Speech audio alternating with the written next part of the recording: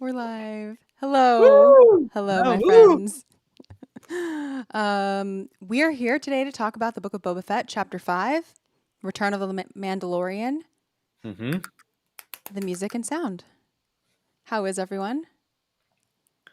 Great. Yeah, doing good. Return of the Mando. I'm never coming back. Return of the Mando. You know that I'll be back. Oh Are you no. done, James? Oh no. Oh no. That I'm happened joking. at like 30 seconds in, right? To this episode. That's what Yeah, just the Return of the Mac came in. Return of, yeah. Wait, do you not know that song, Xanthe? You don't know what I was singing? No, I thought you were making that up. No. I mean, normally I would just make something, Not bad. But Return of the Mac.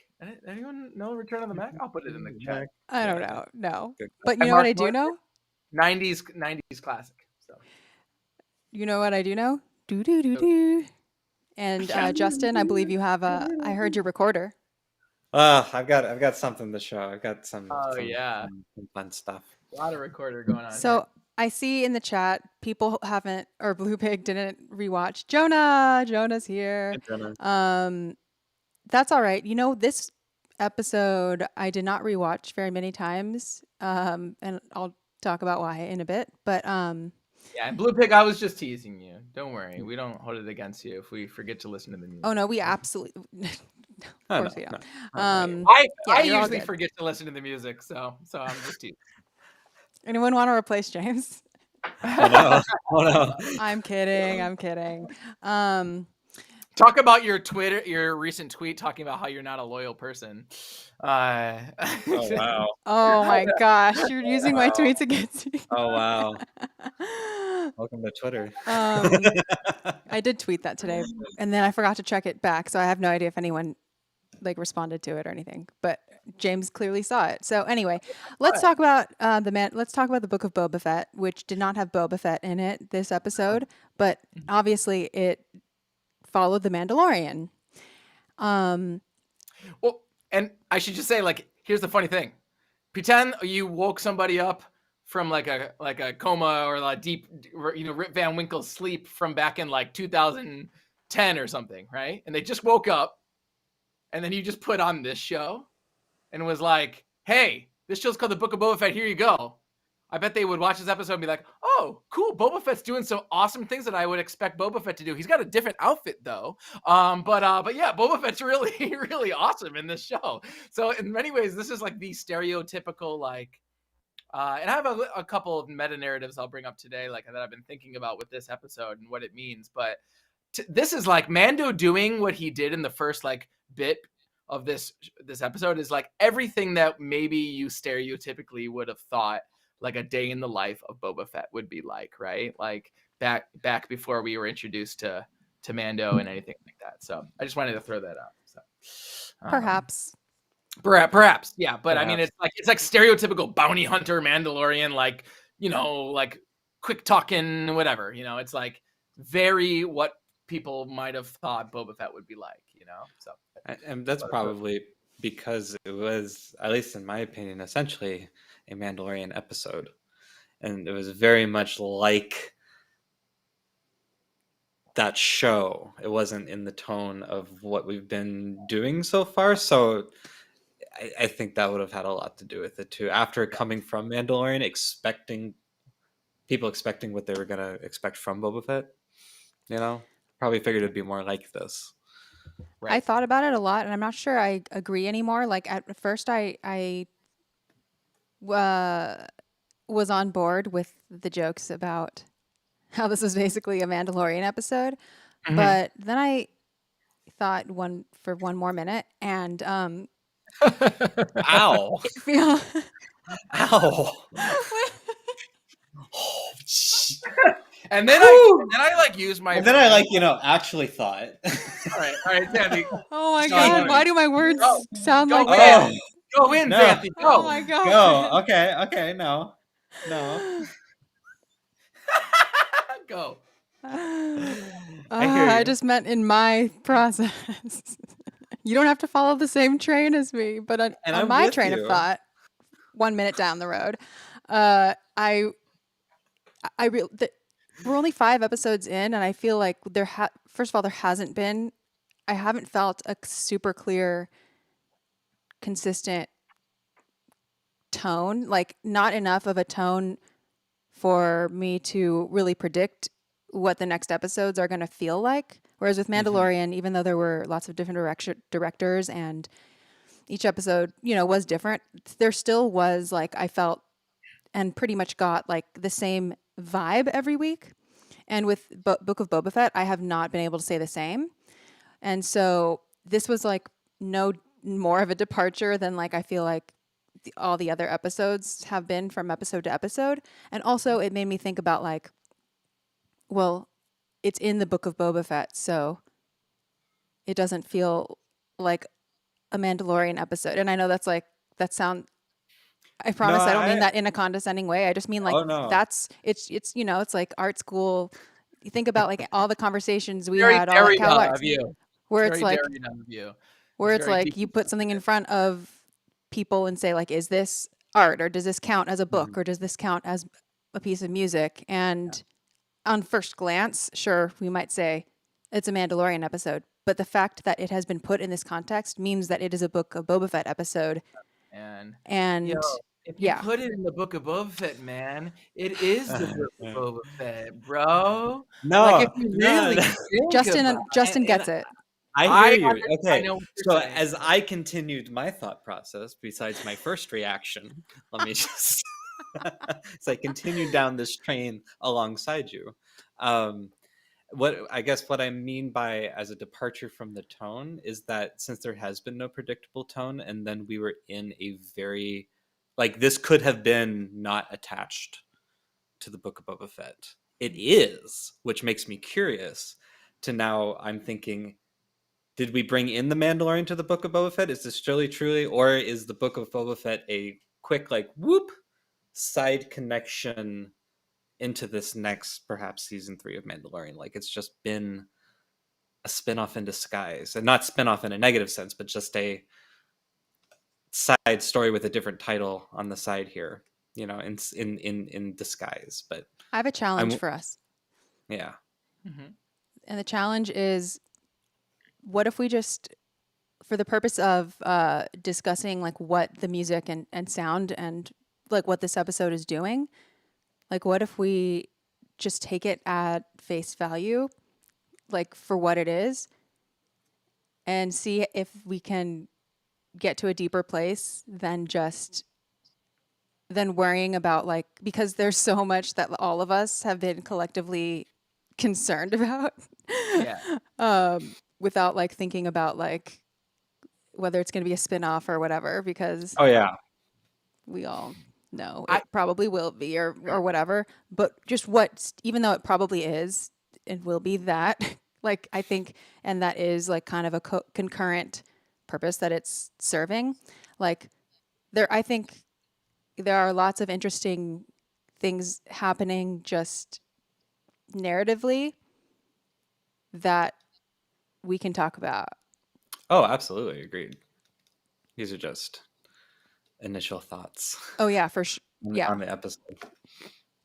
Well, I just want to offer a, like I was saying, there's like a thought that it kind of goes off of my little kind of like, imagine if you showed somebody this episode and they didn't know it was, if they didn't know what was going on, it would like what Mando's doing is very much in the spirit of like stereotypical Boba Fett type of stuff that you might have like before we had all this context and stuff. I think, and I want to continue this conversation because I don't actually share the opinion that this feels out of place or anything like that. In fact, the more that I thought about it, the more I'm like, this is very necessary for them to have done this episode the way they did. And there's a couple of reasons that I've kind of reacted that way. And the more I think about it, I thought actually even for more than 1 minute too. And I got even further. No, I'm just kidding. We all thought. Wait. So my thoughts are on this episode, and this to me, it's like I don't think I think the more I think about it, I guess that plays into why I think it fits so well with the narrative that they're telling of Boba Fett, because they show what Boba Fett you know, one of the most notorious Mandalorian-clad bounty hunters in the galaxy, right? When you think of that helmet, you think that guy, like until we were exposed to Mando until Din Djarin, but like the public consciousness was like Boba Fett dresses like that. You see him, and now he's struggling, and he's past his prime. He's been spat out of the Sarlacc, so to speak, and you see him struggling with a new part of his life that you're not seeing Boba Fett just doing odd jobs for the Empire, doing jobs for Jabba the Hutt, doing all the. You're not seeing what everyone might have associated with that character up until they extended his story, right? It's like Boba Fett in his most like definitive Boba Fettness in some ways, like you know, back in the original trilogy, he's the bounty hunter, right? And he does his bounties, and you just want to watch him do that whole thing, right? You don't get to see him do that. You see him doing something completely different than what Boba Fett is like, quote unquote, known for, right? And even so, like what do you call it? Fennec is just like you're Boba's dead. Like what are you talking about? You know, and she knows about him, but now he's coming back. Anyway, point is, within this show, we get a little glimpse into the life of someone that is in that position in their life. Boba has moved on from that part of his life. His life has brought him to a different rung and a different journey. Mando is kind of fallen back into this life. He's like Boba Fett 10 years ago, right? He's like, you get to see like what the life of Boba. It's almost like when you watch it and you view him, Din, through the lens of like who Boba Fett used to be. It's like you're seeing this like alternate. You're like, this is who Boba is, and you can see how it weighs heavily on Din. He gets slashed in the leg. He's getting spat out. He's getting kind of tugged around by his contractors, right? And you can see like, and especially when we saw the journey that he went on in his own show, it's kind of soulless. You're like, it's almost like when we first saw Mando in Mandalorian on the first episode. Like that first episode, you're like, yeah, bounty hunting. Yeah, awesome. Mandalorian bounty hunting. Now it's like, oh my God, he's like back to bounty hunting. Oh no, what happened? Oh, Din, like your heart is aching and your soul isn't in your work anymore. So you're seeing him in this like lowest of low. And it's really interesting to contrast against the previous journey that Boba Fett has been on. So to me, I think it makes me think more and more about the journey that Boba is currently on by watching the journey that Din's on. Okay, so that's one reason why it fits in the show. Second reason is that, dude, we couldn't just drop Din into the show without us being like, what do you mean? Like, what has he been doing since Grogu? And what about this and that? Like, the fans probably would have been like, yo, we need a little bit more backstory before you just drop Din as like a piece of muscle for Boba Fett to just use, right? Like, he's such a fan favorite that we needed to see, like, honestly, a full episode like this, you know? Like, we needed to be like, let us just like sit with Din for a little bit, make sure that he's okay, and then you can use him as like as a bodyguard, you know? So anyway, I'd agree with that. I guess what was surprising for me is that it was a full episode. Yeah. You know, like we didn't just spend the first half like we've been doing with these flashbacks and all these things, like kind of splitting episodes. We didn't just spend like a first half with him and then kind of get it going, since there's like 2 episodes left. Yeah, I mean, that's when you're in the back of the mind being like, dude, do they have enough time? They have 2 episodes. What's happening? But yeah, I hear what you're saying too. But I was thinking about that. And I was like, if they didn't give him a full episode, would it be enough time for us to like be able to check it? Like, do you think that there's people that would have been like, oh man, we really didn't. It's like almost like grass is greener. It's like if they like cut his story and then had Boba Fett come in and all of a sudden he's like part of some adventure of Boba Fett, do you think that people would be like, oh, we've had enough exposition about where Din is? Because honestly, even just seeing him like be brutal with the Darksaber in the beginning, that surprised me. I was like, this is not where I thought Din Djarin would have been, like emotionally. Yeah. Like I thought that Grogu, quote unquote, changed him, but it makes so much sense that he's there. He's like basically, yeah, you know. Yeah. So anyway, I'm curious too, Justin. Like I was like, was that too much time with him? But then I'm like, maybe if they spent less time, we'd be like, oh, we need more, you know? I don't know. Oh, we're going to get more. I'm going to play some music. Right? Yeah, no, I've got some. I hear that. Yeah. tell me if you recognize where this came from. Cool. Let's do it.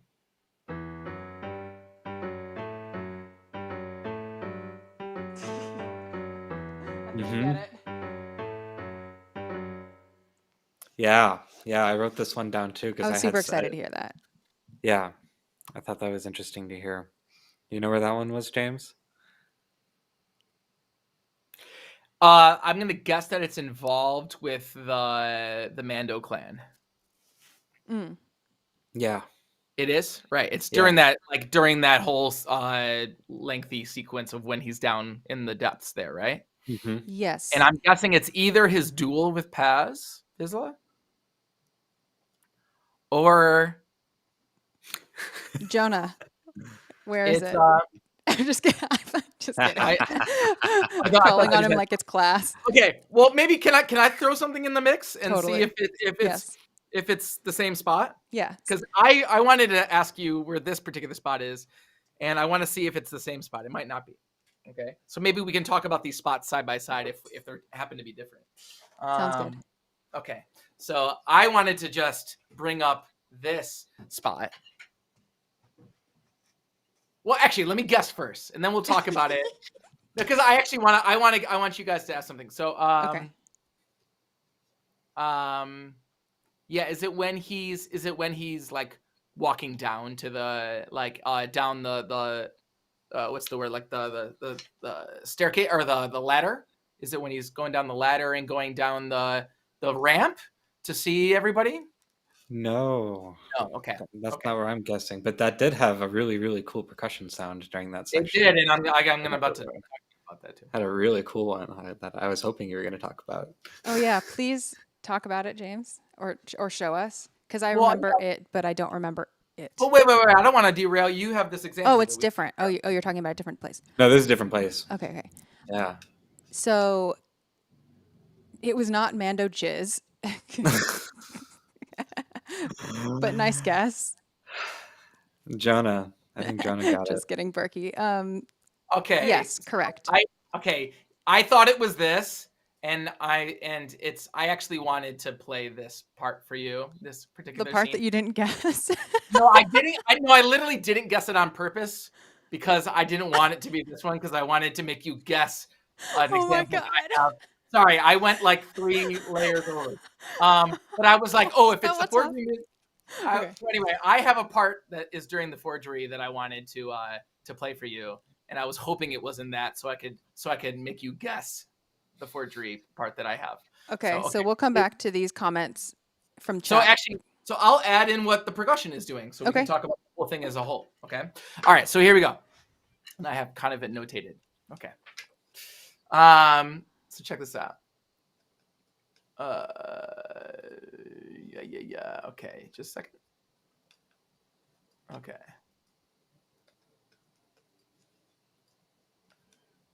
Okay, just a second. Yeah, come on. All right, here we go. I'm trying to remember the tempo. That's what I'm trying to remember. Okay, here we go. Okay, got it. Okay.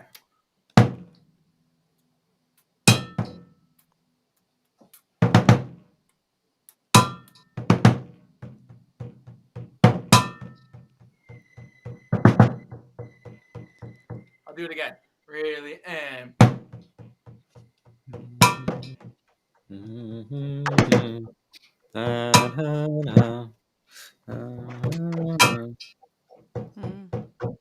Okay. Mm-hmm. Yeah. Mm-hmm. Which I loved this moment because of something that is often done in these types of scenes that I always enjoy when this type of thing happens. In terms of, that sound that I'm playing, right? Like that's actually like the diegetic sounds of the forgery happening, but it's done like it's placed rhythmically in track, So it's like diegetic, but it's integrated into the score in a really clever way, right? And they do that in trailers a lot, Yeah. You'll see like the cuts go like goon, goon, goon, goon, right? which I always enjoy when the diegetic sounds are like rhythmically in sync. So yeah. Yes, what we've all collectively been discussing is the armorer scene, and Jonah is exactly right. It is also from chapter 1 and 3 from Mandalorian. It's one of the themes from the Mandalorian that really stuck with me. Yeah, and I wish we were doing the show back, and I would have known all those themes a lot better if we were actively thinking about them every week. Yeah, and we hear it. I think we hear it like especially when the forger is forging stuff. Yeah, but we also hear it like a little bit before. But and what James is talking about is like when she is like hammering stuff. The sound of the hammer hitting coincides with the sound of that. Well, basically, an anvil, something like that. Frying pan. I'm 50-50 on whether they used a frying pan in the Foley studio. No, I'm just kidding. They didn't. Does non-stick ring better, James, or do you need like a cast iron to like? You have to like spray a little. What do you call season it? Right, you gotta. So I'm actually curious. Maybe if cutting room floor here. I'm not sure. Oh yes. Who's an editor or like people who do film editing or sound editing or music editing or something. I'm curious how that would go from an editing perspective to try to get all that lined up. Like, I don't know, like would that, right? Like I'm trying to think like the easiest way would probably be to, I know that you could slow down or speed up the armor and make sure that the hit points match up, but she would have to be doing it at least pretty regularly. And sometimes like your eye tricks you, right? Like in terms of that's true. Like we think it's the same time, but it's doesn't not exactly. If I've edited like video content to go with like my audio stuff, like sometimes like splitting hairs it doesn't really affect a lot sometimes. Like sometimes if I actually like listen to the audio clip, I'm like, whoa, that's not in sync at all, but it looks like it's in sync. But I will say like the armor hits are all in these interesting spots in terms of so I'm just going to count to 4. This is just in 4/4, like 4 beats a measure. And the art and all the little every time I hit the frying pan, that's when they're hitting the sword. So it's like 1, 2, 3, 4, 1, 2, 3, 4, 1, 2, 3, 4, 1, 2, 3, 4, 1, and only the last one is like on downbeat. So it's like 1, 2, and 3, and 4, and 1, and 2, and 3, and 4, and 1, and 2, and 4, and 1, and 2, and 3, and 4, and 1. Right? It's a lot of fun to play that together. It's actually kind of a jam. But I think the placement of those beats is really, well, first of all, like the reason you're pointing it out is because you would probably normally expect like the main hits to be on strong beats or like at the beginning of the bar. Like not always, but it is notable that they're so outside. But to me, it's like when things are outside of the strong beats, it's because you want to hear them because that's where there's the space, right? Like, often, yeah. And when the melody is very downbeat heavy, because the melody is like, it's percussion always doesn't follow that rule, by the way, because it's so different in timbre. It sticks out often. You often don't have to worry about that in some ways. But yeah. I know what you're saying. Yeah, but it's 1, 2, 3, 4, or 1, 2, 3, 4.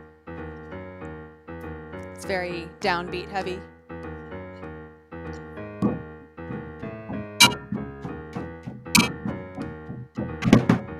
Yeah, right.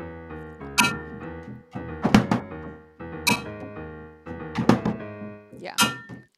And I'd say creatively, rather than putting these big frying pan hits on beat 1, beat 1, beat 1, and then editing like the scene to like match that in time, putting these hits a little bit more out and we like off time in a way. it adds a little bit more organicness to it. I think that's a nice touch. Then that's actually a really good point. That's what I was kind of thinking. I was like, I think the reason why it's in these like weird spots is because they probably didn't recut the video. They probably like just scored something that made sense, with what was happening. Because that feels like a lot, especially what we know about the timeline, especially when these Disney Plus shows are often scored. Like, I don't think there's time to be like, yo, hey, Bryce, can you ask your editor to like recut this scene, for this, just so I can get these frying pan hits, Speaking about this theme, though, this this that's that thing going on. Did you notice that this was also like you mentioned a little earlier? Do you remember where we hear this? What do you mean? Like in Book of Boba? No, these notes in this episode.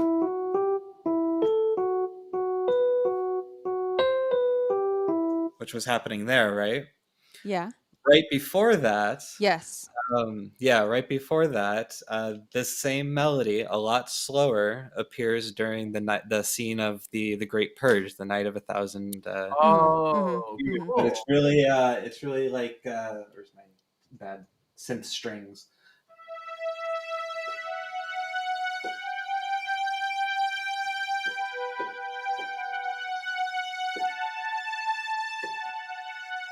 And then it does that.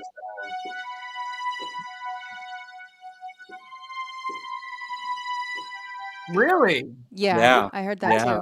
And it was kind of playing off of the child Twinkle, like the for sure. Cutting Room Floor says some editors and director. Wait.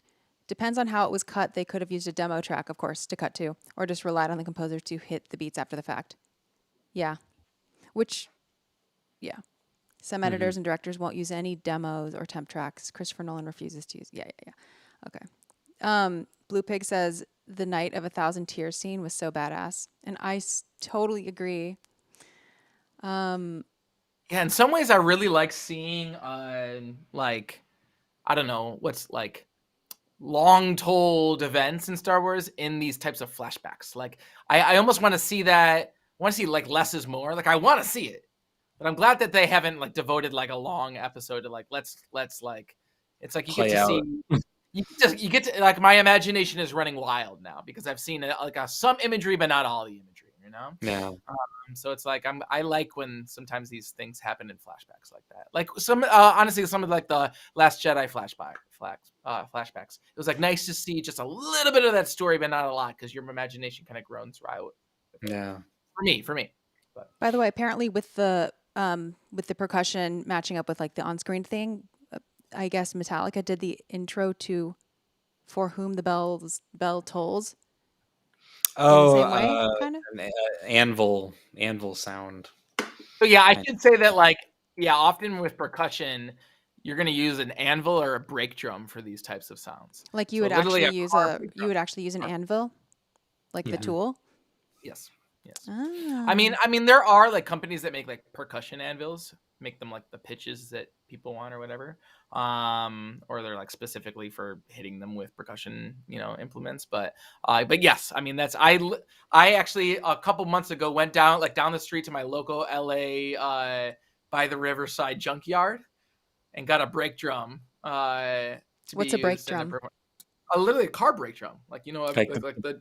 I don't know what a car brake is. Okay, so a brake drum is a part pedal on a car, not the brake pedal, but it's the thing that goes around the wheel that the brakes are attached to, right?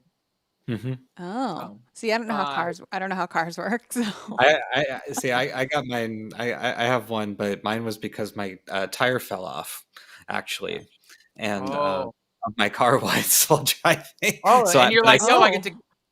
But I was like, yeah, I'm going to save this brake. I mean, I was fine. Well, that is one of my road nightmares. So yeah, I got the brake drum out of it. So it's a good memory.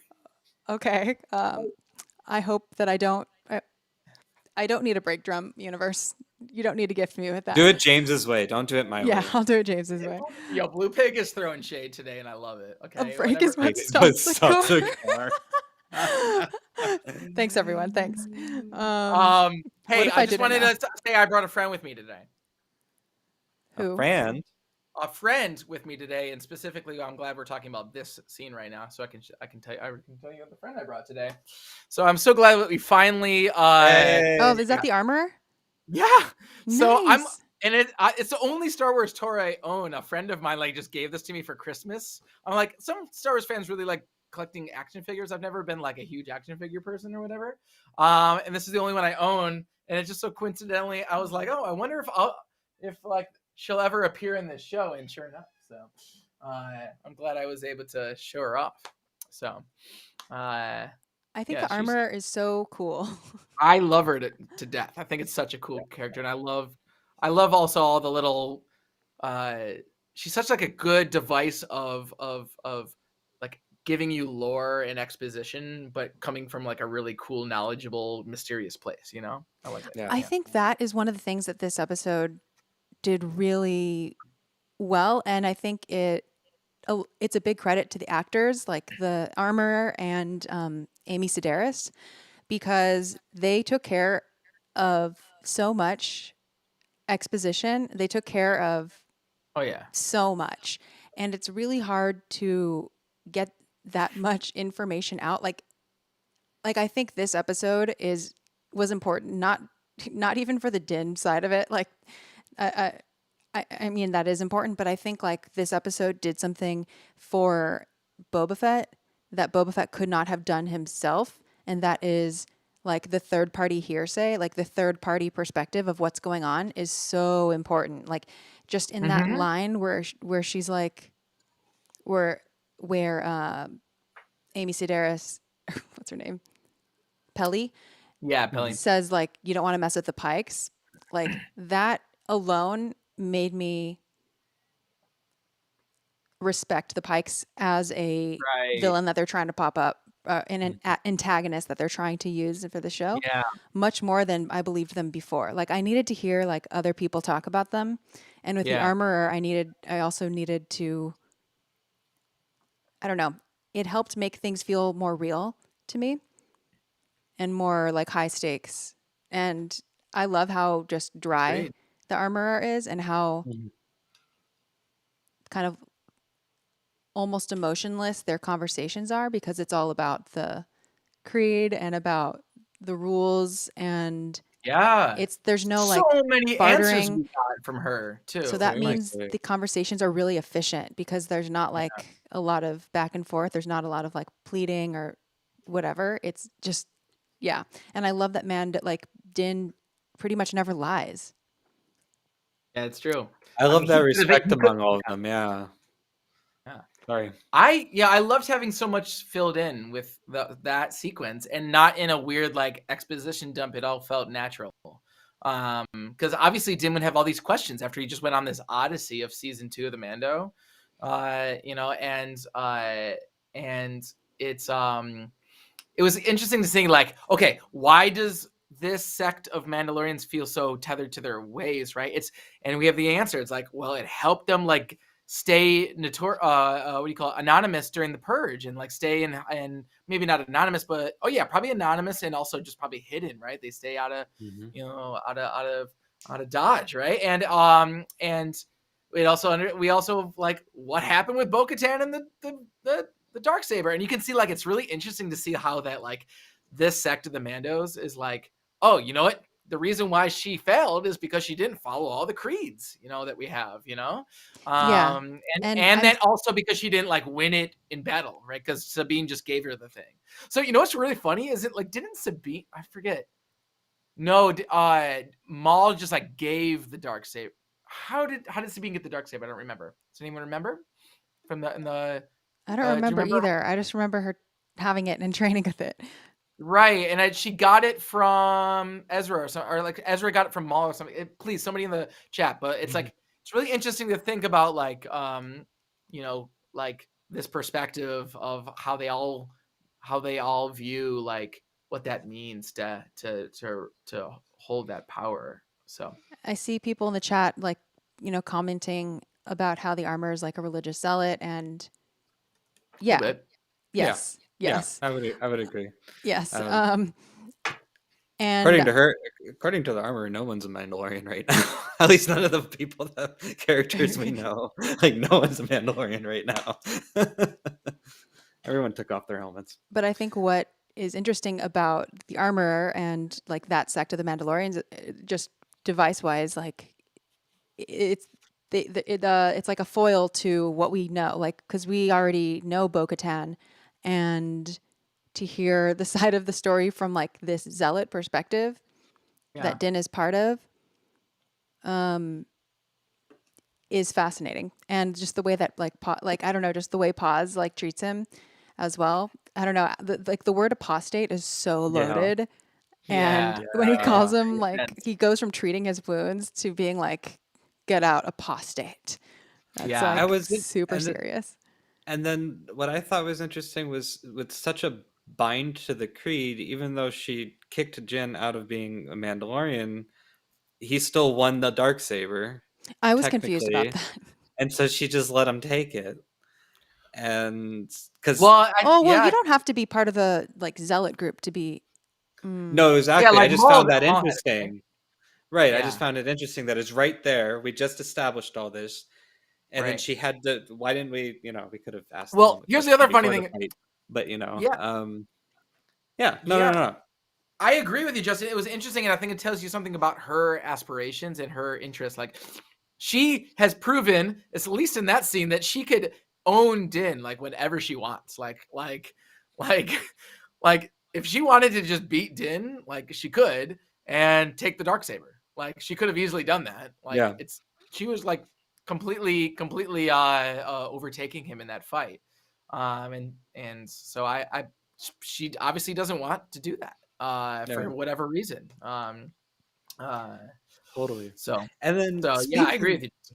Yeah, totally. And speaking about the Darksaber, I want to talk a little bit about the Darksaber sound design. Please. Because it is so cool. They mentioned that it was made and designed by someone who is both Mandalorian and Jedi. So I imagine this person, I forget the name. They mentioned it in the episode. Tar Vizsla. Tar would have had a lightsaber, thought it was inefficient enough for them to create something completely different, which kind of ring. No, that is my assumption. That is just merely my assumption, because the Darksaber is so different than a lightsaber. It's not just a black lightsaber, colored lightsaber. It's it sounds like metal. There's no buzz. You notice that? There's no lightsaber buzz to it. It's a ring. It rings. It has a little hum, but when it hits things, there's a ring. Like a sword, right? Yeah. And even more, I feel like that's constant in the world of like in-world stuff. Because as he applies pressure to it, the tone gets higher. Mm-hmm. Mm-hmm. The tone of the ring actually gets higher. Plus, it's like the sound that James just did, as it scrapes across things, you hear metallic, which is interesting. You do that one for us? I'm scared. It's not, but right. Yeah, you get a lot of that, which is interesting. I'm limited by my frying pan. And then also like, that's swashbuckling, isn't it? A good one.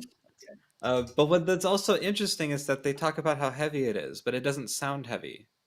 You can in sound design, you can add a real weight to something. I think it's because it's mentally heavy. Which is cool.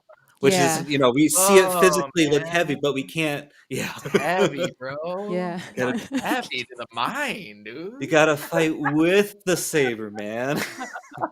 With the saber. Oh, with the saber. I'm just imagining like Derek Zoolander that's like in the computer. The files are in the computer. That kind of a thing. It's anyways, yeah, I thought just the sound design of it, even as it sheaths and unsheaths, it doesn't sound like a lightsaber, and that would have been a very easy, like, oh, we have thousands of lightsaber sounds. Right. You It's know, so true. just drop that right in. Right. You know, so I want to applaud Yeah. that. The Darksaber is. Oh, go ahead. I was just gonna make a comment. I think it's funny, the idea of Din doing like whatever, not uneventful bounties, but carrying like what is essentially like the Mandalorian Excalibur with him. You know, it's like Yeah. you know what I mean? Like he's like, it's like getting arrested with like a cop that's like holding like the Holy Grail. Like you're like, well, why do you have that, and why are you pulling me over for like speeding right now, right? Like, you know what I mean? It's like I'm gonna fight you, and I have like one of the most famed instruments in the galaxy, you know. So it's like, at least that guy that got sliced in half is like, at least it got sliced in half by a historical object. I mean, come Oh on. my God. It is interesting. Like, one of the things that struck me at the beginning was like, first of all, I think, Yeah, this is a good. was everyone just shocked when Din took out the Darksaber and just started going for it? Yeah. I was just like, my first thought was, has the Darksaber like made him super dark? Ooh, that's interesting. Ooh, or one ring, and one I didn't. saber. I wasn't even thinking like that it made him dark, like dark side. Although, I mean, yeah, I would say if you could trace everything back to the Force in the end, of course. Saying, but like, I just mean like, yeah, carrying like a burden. Like he was just more. He felt more burdened and more under the shadow of something. And I think a lot of us can relate to when we have something, because look, Din didn't even want it at the end of Mando season 2. He was like, I don't care, just take it. He didn't want it, you know. But now that he's gotten a taste of it, he clearly has no problem taking it out in situations where that. The one ring, right? Yeah.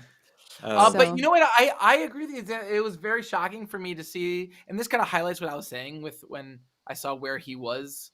Like seeing him, he's got it's just like it's such an interesting emotional story that it's the more I think about it, the more interesting it is, because we saw him go on this transformation and story arc through Mandalorian, right? Where by the end of it, he went from lowly, almost soulless, whatever, bounty hunter to like, I believe in protecting this child. I will give up even my creed. I will do anything for this thing I've come to love.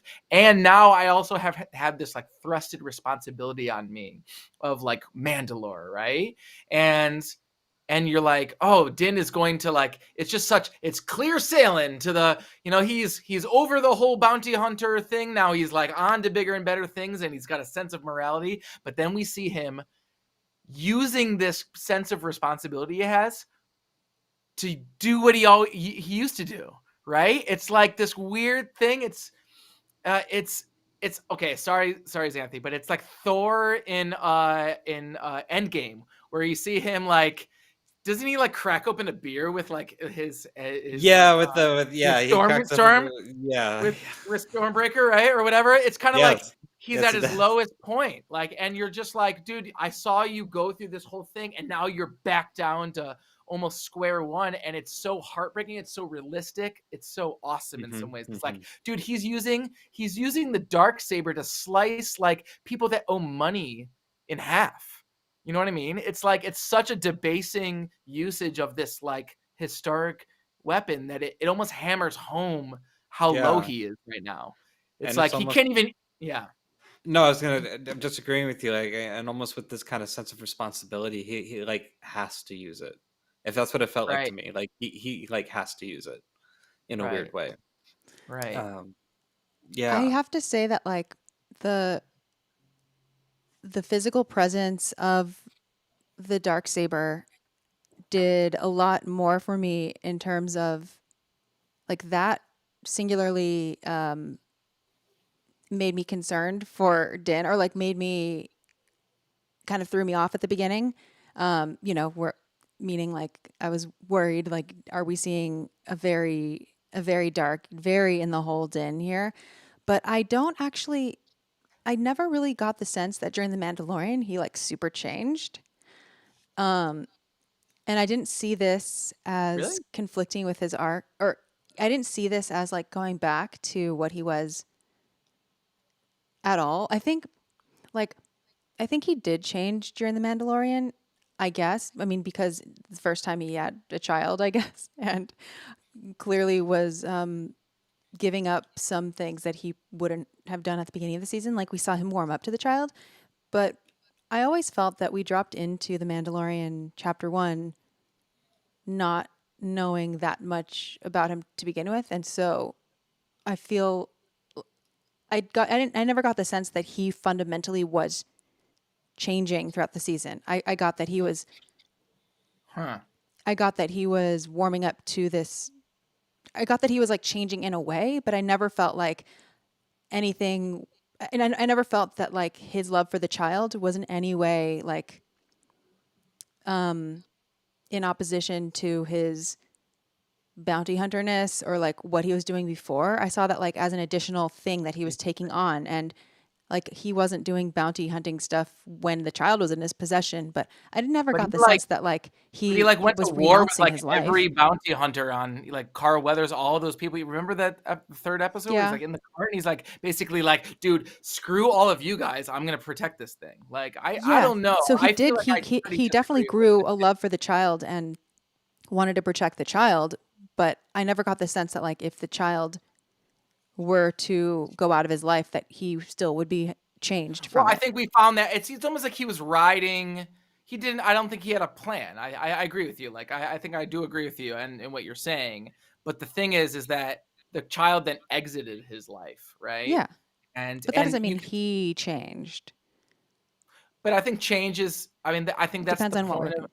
No, this is what I guess what I'm saying is like with this particular instance, we understand what change actually means with human beings, which is like life sometimes throws you back under the bus, and maybe you changed a little less than you thought you did, and sometimes your change and your self embetterment and your self whatever, and I think goes with the point is like maybe we're all one bad day of regressing back into our worst habits, right? And to me, I identify with what I was seeing is like sometimes we might go through a self transformation, but then like life hits us back, and then we find ourselves back almost feeling like anybody that's ever had to kick smoking or kick a habit has ever quote unquote relapsed, like knows exactly that you're never not an addict, or you're never not whatever. Like you're always I mean, not to go too heavy here, but it's heavy. But like it's every single day is part of the journey of self embetterment. You're not just all of a sudden changed. And I guess which is why I don't think Din ever changed. I think he was managing with something different. And yeah, so that's what I'm saying. I think he did go on a journey, and he was on the road to quote unquote recovery. I don't think he was on the road to recovery, because I don't think he was trying to recover from something. I think he just was. I don't think he has the emotional intelligence to. We don't know that. Know that he's recovering. We don't know that. I think we can all agree, though, that he misses Grogu very, very much. Right. He's very depressed and grumpy about this right now. I think this is a good... he's slicing people in half with the dark. He's angry. This is a good way to put it. And I think maybe I just don't like fundamentally understand like what it's like to change. Change, because to me, I feel like there's just new. Have you ever had to kick a habit? What? Have you ever had to like kick a habit or do like, had yes, to like... but I would never characterize me as having changed. Okay, yeah, and I wouldn't either, but I guess maybe we're getting hung up on this word change. I mean, I think we just are, I don't think it's the word. I think we have different conceptions. You made a lot of of progress. Yeah, okay. And that's fine. I'm not trying to like be like purposefully, disagreeable, but I think like it's clear that there was an arc of where he was at the end. I don't think he was just like, I think that kind of, and then they purposefully brought him back to where he was pre-Grogu, like doing the same type of things. Like I do believe that it's part of the thematic material that they're trying to set emotionally for where Din's at emotionally, that he's back to doing what he used to do before he met this thing that basically, distracted made him, a huge impact. Gave him a new purpose. Yeah, give him a new purpose, So, yeah, for sure. But I think Yeah. But okay, Oric Font says I like this episode much better because Din's motivation is so much clearer than Boba's and Shan's. He wants to visit Grogu is visibly burdened by the consequences of his own actions. I think that's that's how I think that's how I see it too.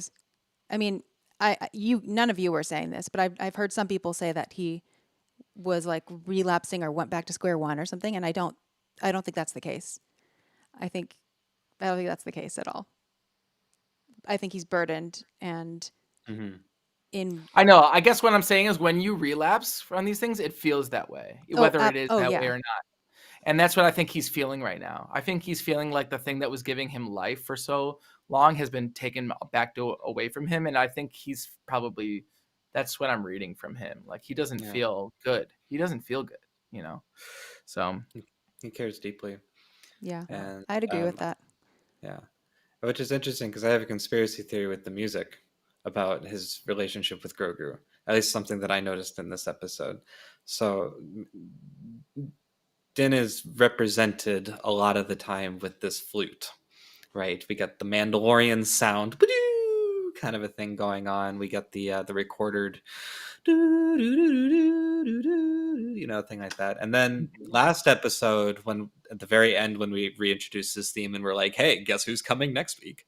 Last one. And then this episode, as he's walking around a lot of stuff, we get a really interesting instrument. This is a long context to spin to where I'm getting to like the Grogu thing. But anyone here what I am guessing is a fuyara? Anyone know this instrument, a fuyara? No, what's that? It is a Slovakian overtone flute. It looks like a giant bassoon, but the whole thing's wood. It's got two holes. It's just I know what you're talking about. Are you talking about doing this flying scene? No, it's when he's like walking around, right? Yeah, just right when he's walking around. You just hear this like overtone on these overtones. So for those that don't know the overtone series, it's that's a whole what's it? Get the strings out, Xanthe. That's a whole can of worms. But basically, every sound represents, every timbre, everything vibrates, and there are micro vibrations within those micro vibrations, and the balance of those create what we hear as an individual instrument. Right. And you can map them out on a string really, really easily. And it's all based on fractions and all these other glorious things. But there are flute instruments as well that play these things. So what we're hearing a lot is not just this fuyara, which is a giant overtone flute. We hear regular other types of Slovakian overtone flutes. And like, for example, I know Xanthe's getting the violin out, but I turned this Balinese suling flute into an overtone flute by taping down a bunch of holes. I'm gonna back up so it doesn't get too loud. But it basically, if I overblow if I just play the regular instrument,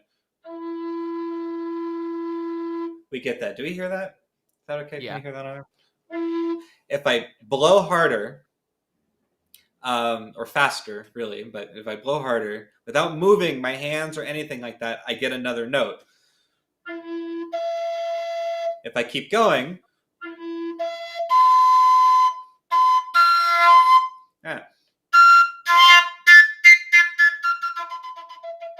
Whoa!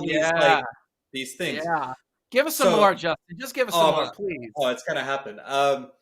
The fuyara is huge. The fuyara is huge. This is like small, but you can do all these like. Wow,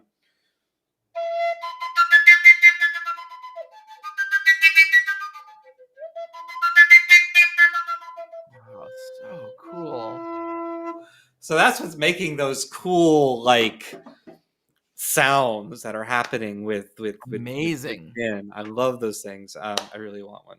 I really this was like he's like walking around like kind of injured around the spaceport, right? I guess or whatever that is, like a ring station or something, right? Like what amazing imagery. Cool. I just loved everything about this whole sequence. Oh my goodness. Yeah.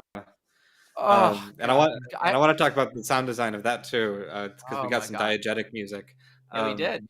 Yeah. But then Xanthe, do you We have got a lot of some? diegetic music. Okay, so on a string instrument, you can really slide easily. Can you hear me? I have to scream.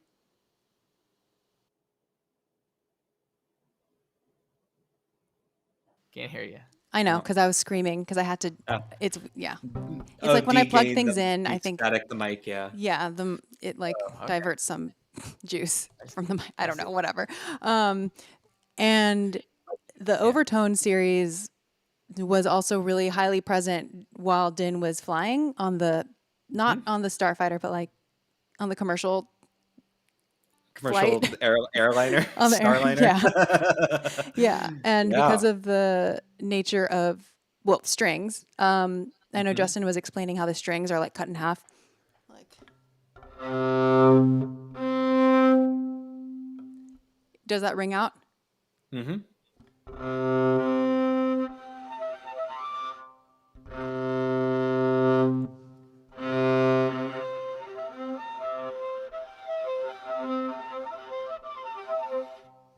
Yeah. You can just slide and hit all of those harmonics, and that's basically what was happening during the flight. It was kind of going up and down, hitting all of those spots. Exactly. We get this nice A drone. We got this these like harmonics happening, and then this other kind of wooden, very low, big flute sound kind of a thing that does this like. Really cool.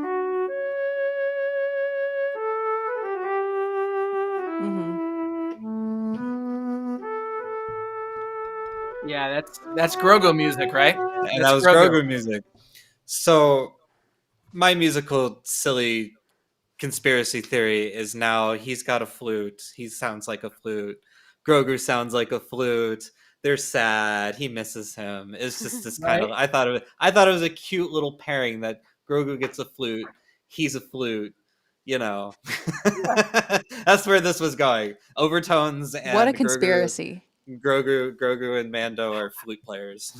I gotta say this is a very personal what's the word, like, reaction.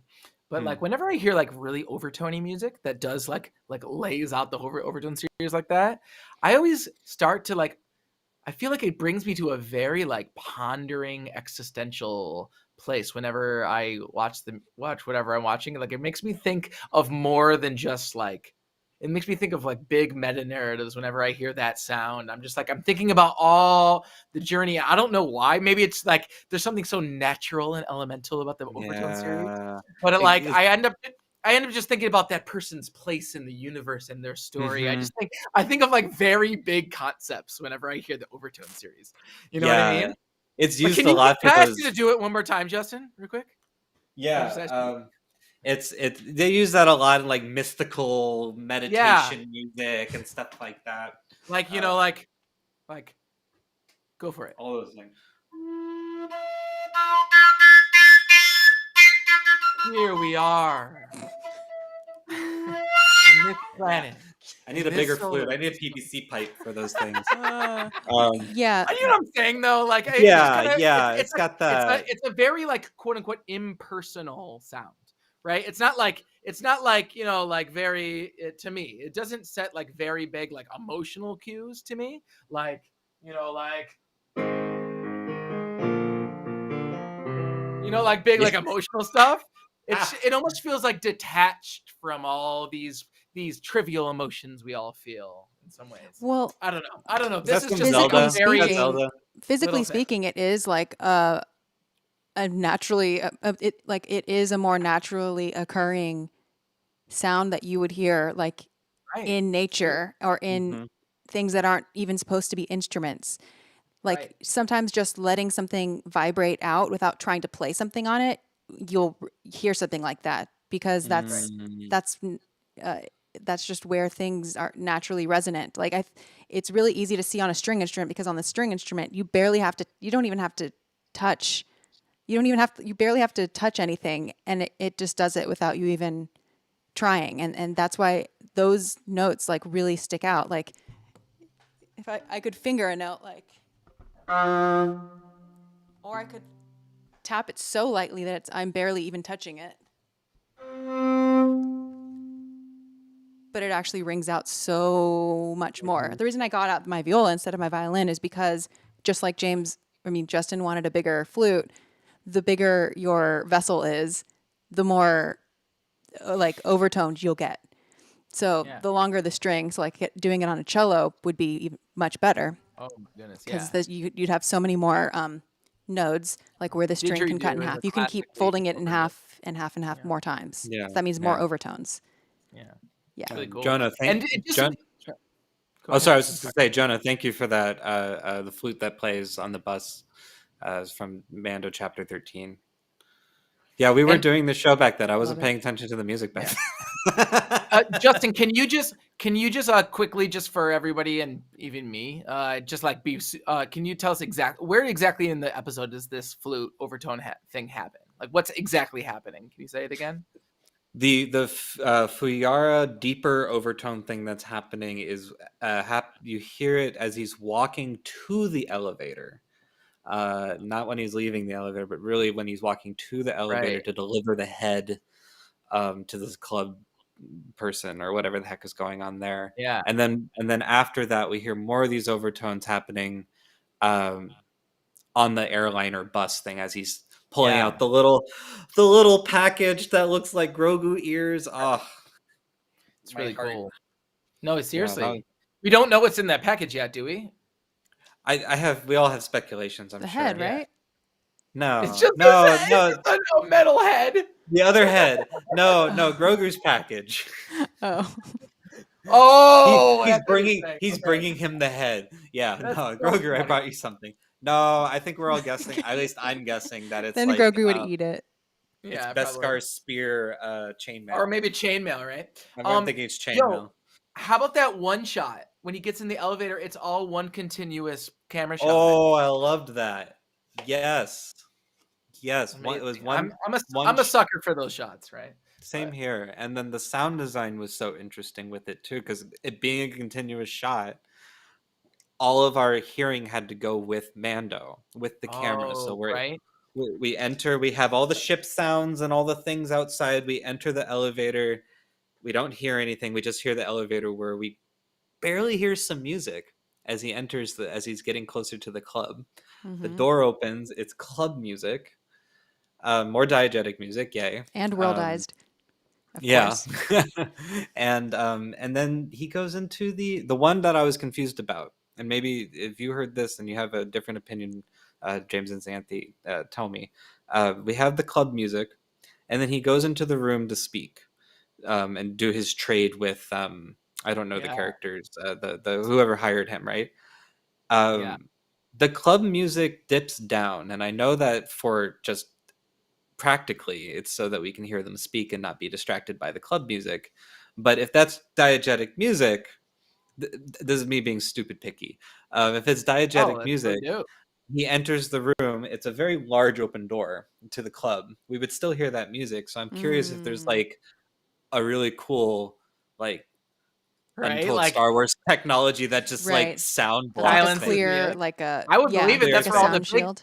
I hope so. All the bigwigs are hanging out, you know? Right, because the moment he leaves, it comes back on. It's like the noise canceling thing, like a noise canceling door or something. Yeah, you're right. I thought that was pretty rad. I thought that was pretty cool. Did that whole thing remind anybody else of like KOTOR? KOTOR? Knights of the Old Republic game. Oh, I didn't play that one. Oh my goodness. If anyone in the chat, please, it was like so, it's just the entire atmosphere of it and like the vibe of it. It almost felt like I was watching a KOTOR cutscene or something like that. A lot of like transactional stuff. Like, here's your bounty.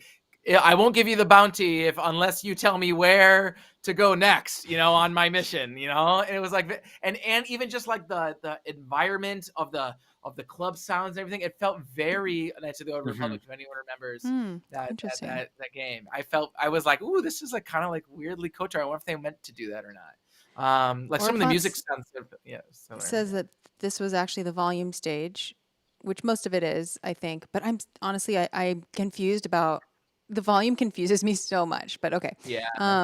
So he walked, because it was on the volume stage, he walked into the elevator, and then the background moved behind him, and he walked back out on the same set. hypothetically, if that's how they shot like it, operas, you know what I mean? like operas, like when the whole. It's also possible that like the elevator was a green screen and then the set was the volume. I don't even know. I don't know. What am I talking about? Yeah, What everyone's am I even saying trying to talk about they this? hid the cut really well. Yeah, I they have really, no yeah, they idea did. how Yeah, no, they hit the cut. They hit the cut super Yeah. well. Super well. Yeah. That was visually. He's saying, all right, he's saying is there's no cut to hide. Right. Yeah, they couldn't have cut because I see what you're saying. Yo, I'm not even gonna try. Yeah. I'm not gonna try to like imagine how they did it. It was incredible though. It was like probably one of my favorite shots ever in Star Wars. Yeah. Oh my gosh. Yeah. I wonder how much they had to practice that. The transition. Gosh. Something that I appreciated about seeing, first of all, visually speaking, this episode was so different, like the color temperatures and everything, like especially the beginning, obviously super cool, super blue, really amping up the meat locker freezer aspect of it. Yeah. And then going straight to this like stunning exterior like space shot, like a very big, view of the ring. I realized how I think I was missing that. I was missing sort of like a grand scale. Like I appreciated the way that this episode visually and story-wise just like broadened the scope. Like it was just a moment to zoom out of that story, which to me, the Book of Boba story that prior to this episode feels so small and trivial. And part of that's because the writing, we still don't really understand. Like it's difficult for me to really feel and get on board with the situation because I'm not even sure what the point is. So it helped me to take a step back and literally just like be brought back out into space, kind of see the bigger picture and before going back in. Let me correct you real quick, Xanthe, excuse me. Take the word back out of your sentence. Be brought out into space at all. Unless I'm wrong, this is the first space setting in this show. 5 episodes into a show called back compared to like living in space. No, I know. No, I know. I wasn't actually correcting you. I was being cheeky and pointing out this. We actually haven't been to space in this. We show. haven't. You're right. You know what I mean? Like it's a Star Wars show, and episode 5 is the first time we were in space. Unless there was a flashback or something I missed, there's no space. I think you're right. So so that's the other thing. Like it's just the sheer like we're just so not used to this with Star Wars. It's like we're not used to just being on the same planet all the time, So we're finally in space and we're like, oh yeah, that's right, it's Star Wars. It's in space. It's Star Wars, Anyway. And more importantly, there's people with stakes, with motivations and stakes, which I was missing. But anyway, enough of ragging on that. The next thing, okay, we're kind of jumping around a little bit. Okay, but Act 1 is like the first half of the episode takes us from the meat locker to the space ring to the armorer situation to getting kicked out. That's the first half. And then the second half is... Well, we never talked about this little sound in the armor section, though. So let me... Mm-hmm. Do you remember these little sounds? That was fun. That was fun. Do you remember that has some overtones? It does have, and I have a little bit of water in here. So as you move the water around... When was that? This is when he's walking down to meet the armor. You get some of these sounds, and a lot of these sounds were present when he was walking down in the Mandalorian in Navarro down to his the covert, right? It's probably an Almglocken. Probably. There's some clay pots I heard. Some really fun percussion sounds. More fun percussion than I've come to expect so far in the show, and I was very happy that I'm still so confused how this how this entire show is being scored. Right. Because I mean, this one felt very Mando adjacent, right? Like this one felt like yeah. And that was a reason why I'm kind of was saying also like how it for me it felt out of place with the tone of the rest other episodes because this episode was so fully scored. Like it was almost wall-to-wall music, except for some really interesting moments that I think we're going to get to in a bit. Oh yeah. But that had no music. And was just gorgeous fucking sound. Excuse me, sorry. Got excited. It's all right. Gorgeous sound design. Children watch Yeah, this no, I show. appreciated know, that. I'm There was like sorry. so much more space. There was a lot of space. In places. Children really wanna. Children are really interested in pitch sets and atonal music theory. Oh, I just got fired. I just got fired. Children are really interested in complicated breakdowns of the. It's not. series. This isn't. It's not. You don't put this as for children, right? No. Xanthe, when you say like for kids. No, no. I don't think you can even do live streams like that. No. Anyway. Anyways, yeah. I was just saying like how like almost wall-to-wall music this episode was, and how like almost like old school thematic it was, in the sense that every scene there was almost no like repetition in the music. It just kept moving. Keep in mind though, we had 2 seasons of Mandalorian to develop these themes. Mm-hmm. That too. I would. That's a good point. Absolutely. Cutting Room Floor has a comment that I really agree with. Let's give some kudos to Bryce Dallas Howard. Yeah. She really understands the language of cinema. Oh yeah. Her camera placement, movement, scene blocking, etc. was perfect. Yes. She's awesome, man. Just give her a movie. Give her like a big project or a show or something. Just give her. Oh my goodness. Please. Everything she does in Star Wars, I'm a huge fan. Huge fan. I was not a fan of her first episode, and then I was a fan of her second, and then I definitely a fan of her third. Like I feel like each one I have liked better than the last. It's getting better. And, no, she's so talented. I think the switching up of directors is really showing in every element of filmmaking in these episodes. And music is one more extension of that. Again, like we said, we don't know the exact relationship between the composers and the directors and what the chain of command is or what the process is.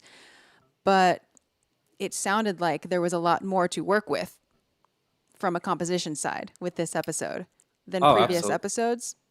Absolutely. I can imagine being more inspired by this one if I were composing this.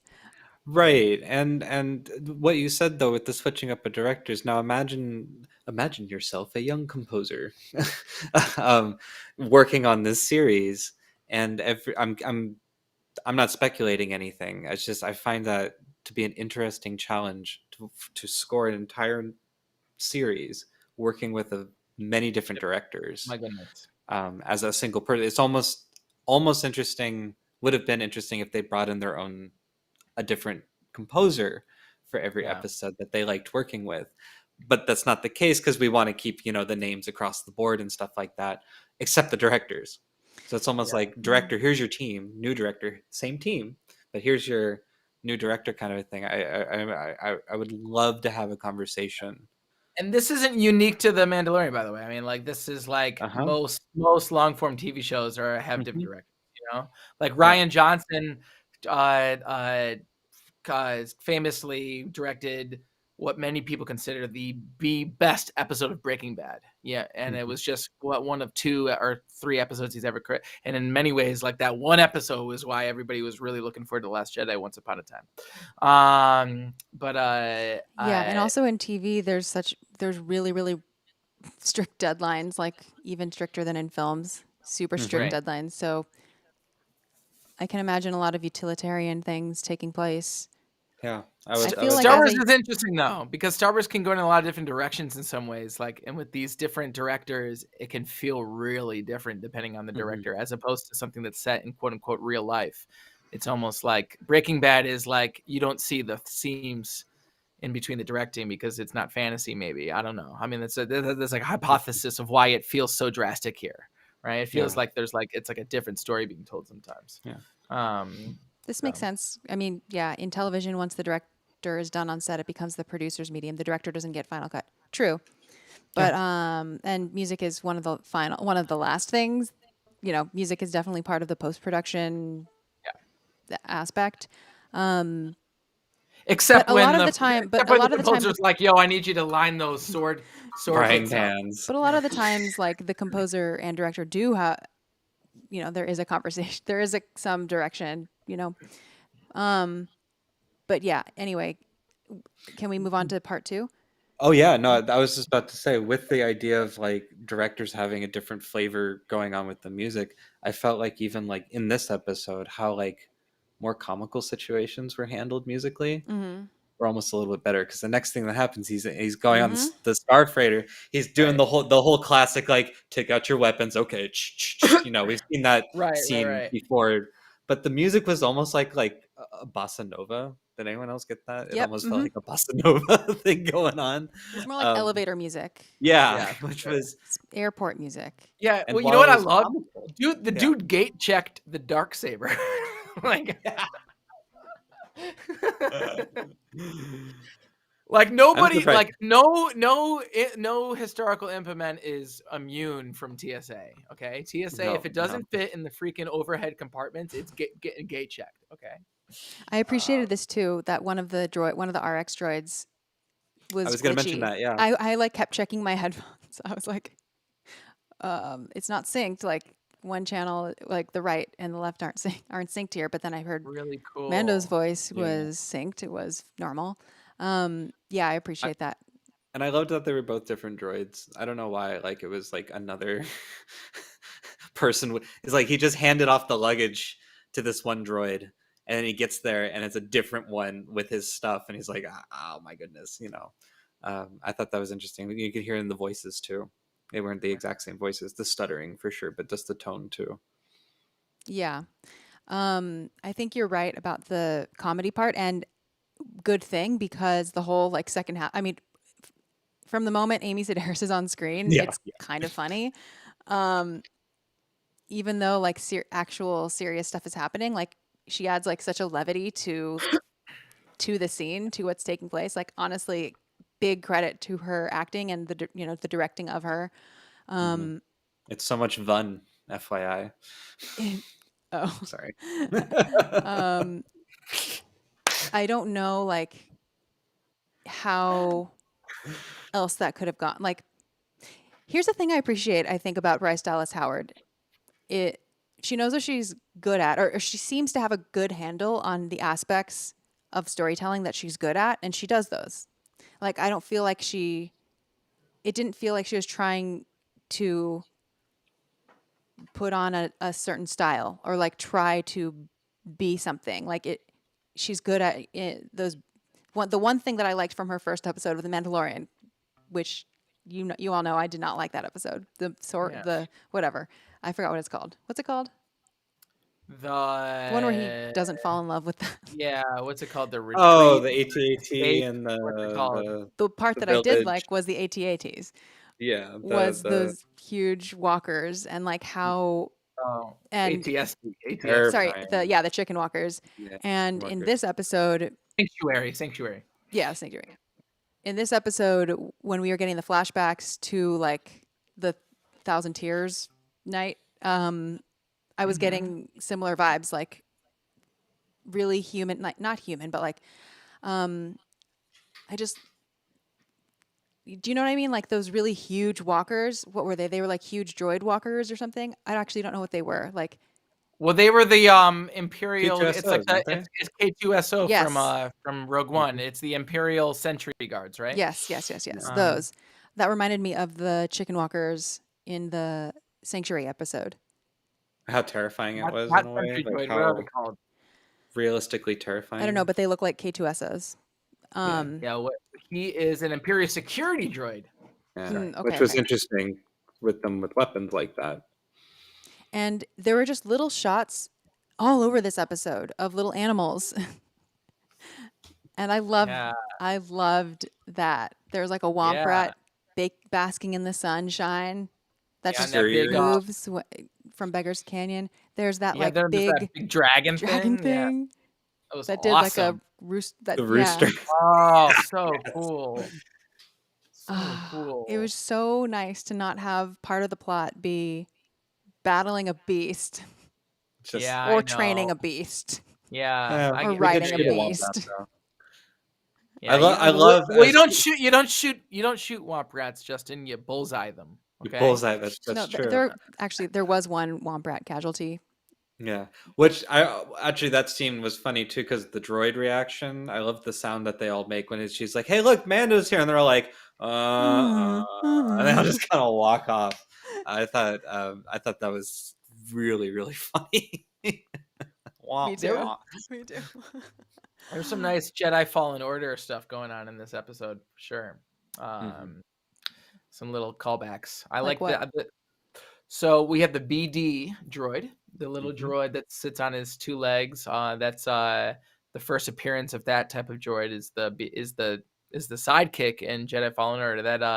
That droid basically follows your character around as essentially he is like how they explain how you get like health boosts in the game, because he has these little health stims. And so you're basically like, BD, give me a stim, and then he like injects you and your health gets better, right? But he like sits on your back the whole game, right? And he like helps you with stuff, right? And he's adorable and he's wonderful, right? And it's really cool droid design. They kind of nailed it on that droid design. And then they've brought him on live action, which is really cool. Is that Cal's droid? Cal's droid, exactly, yeah. The B He's droid in right there. Dr. Aphra too. Cal is in Dr. Aphra, or BD is in Dr. Aphra? A BD, a different BD, I think. Okay, well, it definitely appeared first in Jedi Fallen Order. Yeah. And is it true the droid voice was designed by Ben Burtt himself? Ooh. One of the more recent droid voices designed by Ben Burtt himself.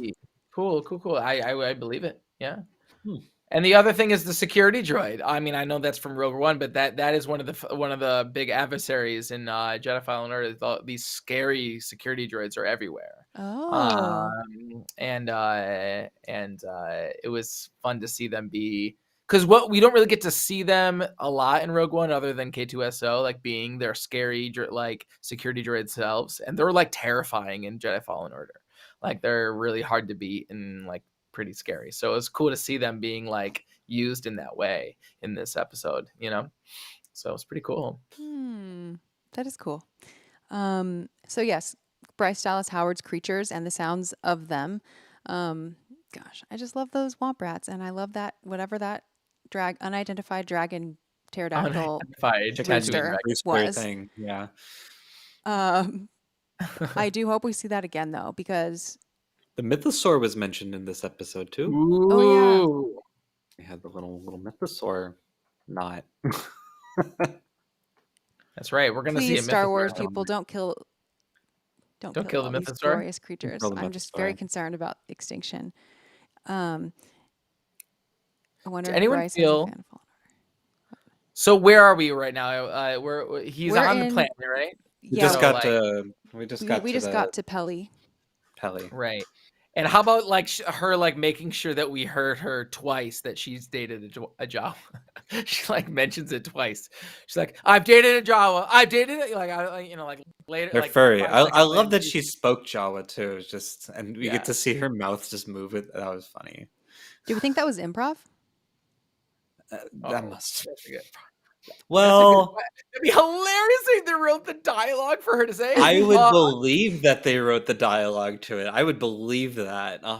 There is someone out there that has a Jawa dictionary, and is the one person that gets called to every Star Wars thing with Jawas, and he's like, that's his job, their job. Although the Star Wars languages like for Lord of the Rings, they brought in like Elvish. Yeah, but Star Wars languages are not like Lord of the Rings languages at all. Star Trek, we've got Klingon, which has its own. You can learn that, speak it fluently. Yeah, and Star Wars languages are not that. They're basically sound good, and then retroactively, people are attributing. Language is but it's not. But it definitely not comparable to like Lord of the Rings. It's not like no. Well, yeah, Tolkien was like a linguist, and it was just designed to I mean the recording process for like a lot of those a lot of those original languages was just like record a bunch of grad students or volunteers and stuff speaking various African languages, and then speed it up, and then record people imitating those sounds. Yeah, which is, I think, a fascinating like sound design trick in itself, because to model it off of like a real language, the real language would already have baked into it so much nuance that unless you were to like go the full route of like making a new language, deciding how everything is pronounced, and accounting for all these like cultural changes and whatever, like that's not what Ben Burt did at first. Yeah, well, look, I was going to say, looking some of this up right now, at least within Legends, Ben Burt developed the language, like you said, yeah, Jawese, based on African and Zulu. Leland Shee and Pablo Hidalgo keep records of every translation retroactively. They try to reuse whatever they can, and then they make up what they can't. Cool. Yeah, cool. That's what I figure. I mean, that's the thing is like, that's what I was gonna say is like, I don't know if I think it's kind of, it's a little bit inconsistent with Star Wars. I think that there's definitely been work done on some creators within Star Wars, whether it was in Legends or in current canon, to like really develop some of these ideas, right? But I think in many ways, in other decisions, in other media, in other like classic movies, they, like you said, Xanthe. But I think there's like people that really want Star Wars to be like really consistent and stuff. You know, we talk about the Mandalorian language. You know, like someone translated all those words and into Mandoa, right? So yeah, I think it goes back to like the fundamental difference between developing a world as it exists in text, like in books, in a series of books, versus doing a film and then making a sequel to the film and building off of the film, and not primarily existing as a text. Here's the thing with making a film franchise, there's all these like stakeholders that like play a role in things that actually show up as canon. Like there wasn't like a huge committee and like people funding Tolkien to write those books. It's basically he can put whatever he wants into those books, right? As opposed to like making these Star Wars movies now that it's just like it's not one person putting all this work into the lore and language. It's also some canon decisions are actually made by like, hey, is that gonna sell tickets? Yeah. But I really like the comment about the Jawas talking about asking Bailey out, and then she's like, because I actually didn't get that exchange. I was like, why did she say I'm working on? And I was like, oh, like that Jawa like heard that she dated another Jawa and is like asking her out like a creep, and she has to be like, no, I'm working on myself right now. But here's the thing, like, because of how that performance was played, I don't get the sense that like she was necessarily being completely factual about everything she was saying. Like, I think there's room. I think there's room for like all of that to be just that's something that she made up. So I think there's room for it to be either made up or not made up. Like, she just seems like someone who would make some stuff up and take creative liberties. And when representing like a race or a species and not giving them subtitles, that's always like, we don't know exactly what the Jawas are saying. It reminds me of A New Hope when Uncle Owen is like is understanding the Jawas, about to buy the droids at the beginning, and he responds, but like, does he understand Jawaese, or is he just being like, whatever, you're saying whatever, and I'm just gonna talk back to you? Like, it's not.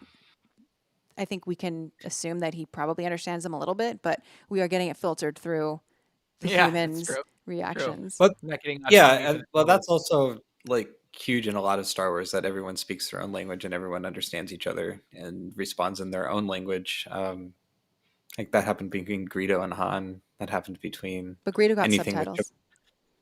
That is true. He did get subtitles. Chewbacca does not get subtitles. You're talking about how the filmmakers are portraying this situation through the lens of the onlooker, right?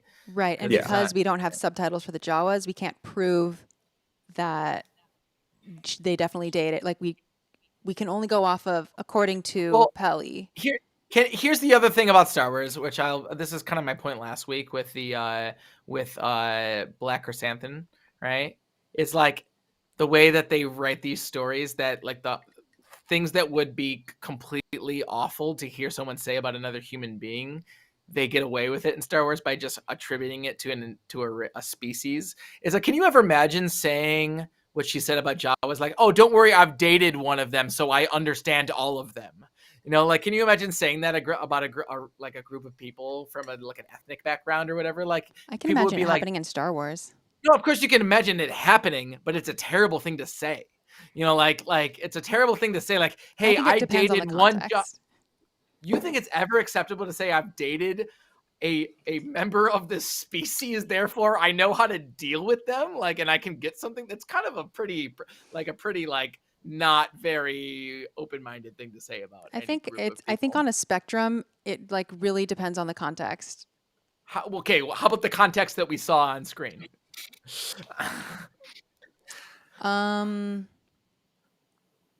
Yeah, I don't really have like a moral judgment on it. I think that like her stating that she had dated a Jawa definitely does not mean that she just categorically knows how to deal with them.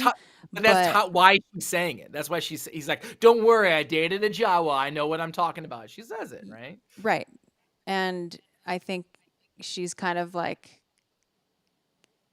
yeah, I don't know what to say here. I mean, I don't think it's completely like necessarily accurate, but I don't think of, like, she doesn't need to be that for me.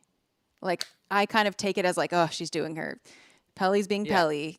Yeah, I know. I'm just saying it's kind of gross thing to say, I guess is what I'm bringing up. Sure. Yeah. Okay, so the Jawas, I do like that we actually do get to talk. I like that Din is like, where'd they get that? And she's like, do you want to know? Do you really want to know? And I expected him to say no. Like, I didn't expect him to say yeah, and then to actually like hear an explanation. There are so many points, I guess, where the conversation just went a place that I wasn't expecting. No, that was pretty funny. He just kind of kept going with it. It's like, no, where did they get it? It's like, he got it after, I told them to get it. Okay, well, I'll be fair and say that, like, it's probably foreshadowing. They're probably going to ask the Jawas to go get them something in like an episode from now or 2 episodes from now. Like, yeah, that's fair. Like, that's probably why they did it. You're right. They spent a curiously amount of time. Like, let's hear how the Jawas got that thing off the Pikes ship, Well, and it's probably gonna be like, oh, how do we get that from the Pikes? Oh, let's get that group of Jawas, So. And yeah, to their credit, that got them to mention the Pikes, and just that like casual mention of the Pikes, like we were saying at the beginning of this live stream, it did a lot. At least it did for me, because now we know that Din knows about the Pikes, and now we know that Pelly knows about the Pikes, and that the Jawas do stuff with, to the Pikes. So like everyone's aware of the Pikes. And someone said earlier that we already did know about the Pikes being like such a big threat from the Clone Wars. And like, yes, and the Pikes also showed up in the Bad Batch, right? But I have to say, like, still, even though we have seen them, there are certain types of antagonists in Star Wars that I can't take, that don't emotionally hit with me. Like, I am not truly fearful of them, except in we'll have to get this annoying roadblock out of our way type of way. I wonder if that's intentional, though. I wonder if they're a red herring, maybe a red herring for what is ultimately a bigger threat that we just haven't seen yet. But for a red herring to work, I have to believe the red herring first, or I just totally see through it. Like, if it's a red herring, then we're seeing through it. I think it's been Fennec all along. This is all Fennec from the behind. She wasn't there when Boba Fett was there. Comes in at the last second, just always knows. I'm kidding. How about her little dismount from the boxes that we like? Did anyone find that little shot kind of just a little strange? No? I loved it. I was like, hell yeah, Fennec is back. Like, finally, like, this is the Fennec this was like that brief Fennec that we got. I feel like was the Fennec that I have been hoping, or that I. Maybe we're talking about different things right now, but the first thing we hear of her is her voice. We actually hear her voice before we see her, and it's her on the on the speaker because she's still not let in or whatever. And her delivery of like the cheekiness in her voice, like I felt like she was just like more her. Like I felt like she was just more like she sounded more alive and more like mischievous and more like after something. Like I understood her motivations for being there. Like she needed to get something. It was all really clear. And I think like from an acting perspective, it seemed like she as an actor was more clear on like what she needed to make happen in this scene. And then she jumps like really weirdly from like above and lands on this thing. And it's sort of like, she jumps. That's what I'm saying. Is like she does this thing with because there's like there's a block and then another block and then another block and then the floor, and we get to see her go instead of just like here's the thing, like in the cartoons she would jump from one platform down to the bottom and it would just be okay, right? And she'd be like, oh, I made it, right? But that kind of looked kind of like unrealistic in live action, so she actually goes like and then she's like, I'm here, right? And I did when I rewatched it, I didn't remember feeling that when I watched it. Like I wasn't affected by that little section, and like I wasn't like that was a little interesting. It was like one of those realistic moments where you get to see like what real people don't actually like jump down from stuff like superheroes, like, and they made it very realistic, like I think they could have made it that if they wanted to. I think they didn't want it to. It would have looked weird. It would have looked strange, and it would have looked out of place. But when I rewatched that little sequence, when you start to think of it like almost like being on a film set, like, all right, like just jump from boom. It's almost like the blocks have been positioned for her to be perfectly able to do that, Anyway, I liked it. I think it was like, I think it was supposed to come off like, like if you're saying hi to someone, like she knows she's not supposed to be in there yet because they weren't supposed to let her in, but she's kind of like slowly inching her way in a very demonstrative like comedic way. I think if like they were assailants or something, or she's trying to get after them, I think they could have figured out how to make that look like that, like they did with Ahsoka, and I'm sure they did in the tragedy. Wizard, the equivalent of parking a classic hot rod and saying groovy. Well, it just proves my theory correctly that Din is Kitster.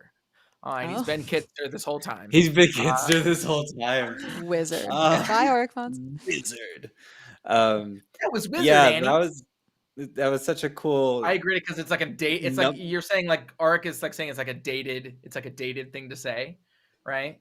Like it's like because Kitster said it 30 years ago, right? Yeah, it's no longer. Or even more. And also, she's like, "How did it go?" And she's kind of proving him wrong. Like, how was it? And so he's kind of like begrudgingly being like, "Yeah, okay, it was super cool." Like, wizard. He was like, "Yo, that was PHAT fat." That's what you're gonna say, wizard. PHAT wizard. Just to pick another dated. He speaks an old style of dank, is what it is. He doesn't speak the current dank of the mod squad. That's awesome. But which was a great. Oh, I get it. You don't coming around here. You're speaking that old school dank. Old school dank. Yeah. What is that?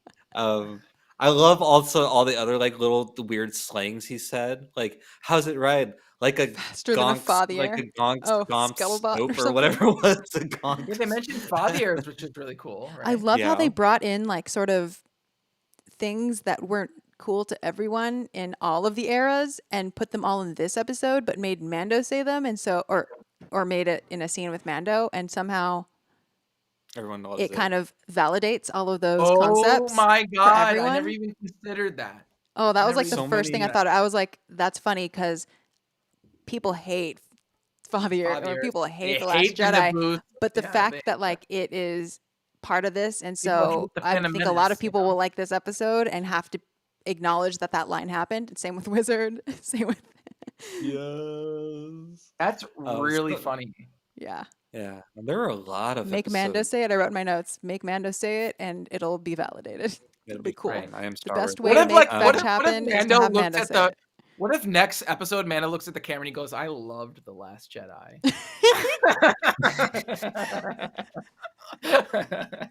All he has to say is just like, Yeah, I've run into the Knights of Ren, and that's it. It's like Yeah. it's I've heard of them. Yeah. Well, anyways, Mando just goes like, somehow Palpatine returned. yeah. Anyway, Speaking about though these like callbacks all of a sudden and things like that. One of my favorite callbacks was his Beggar Canyon run with the Crandalorian, Oh my god, that's with the amazing. N1 Starfighter. Grandalorian. Which, interestingly, not only did the N1 this modded out Starfighter sound so cool, yeah. sounded like Really? it sounded like a mix, like someone had Pod like racer. 8 or 9 different like jet airliner sounds and was just mixing that. It sounded very much like an actual like jet airliner engine a lot of the times, which was cool. But Yeah. then notice the absence of music in that whole section. There was no music. Oh, I'm it so was glad you just brought this up. flight. Yeah, Yeah, you just know where, flight. Just like where, the Goes pod through racer Beggar scene. Canyon. I was just gonna say, you know where else doesn't have music? The Pod racing racer scene. scene. No music. Mm-hmm. And you know what I realized? I was like, Until the why? end. Yeah, the very Until end. the when he's very about end, to and win. then same with this scene. He's like, "Let's see what happens," and then we get this like cool 5/8 Right. like groove happening. Yeah, I miss those types of moments in some ways. I feel like there's not. Okay, maybe I don't need to do one of these. There's not enough of this anymore. I just like long sequences of action with no music in Star Wars. And I'm trying to think of another one that has happened of late, and I can't think of one in like either the sequels or in any of the Disney Plus. I'm trying to think of like other scenes like the pod race where it's just like, and I feel like that kind of happened in some scenes in the prequels. There was a lot of those little moments that just have no music. And I can't think of another one of late because it's really effective. It's like, dude, that pod race scene has no. It's just like you just get these beautiful sounds of the engines and everything. It's really cool, and I can't think of any other. The only example. way I can even sort of pay attention to action sequences, because no music just always makes me pay it. It's one less thing for my brain to keep track of, and so it makes me feel more like I'm Focused, there, and more drawn in. The only other time I can think of a scene like that, James, is actually in episode 1. There is music playing though. It's right as Qui-Gon and Darth Maul do the right before Qui-Gon dies. It's up to that moment where we just hear the laser walls kind of happen. There is some like dun, dun, dun, sha, sha, sha, things like that. Ooh.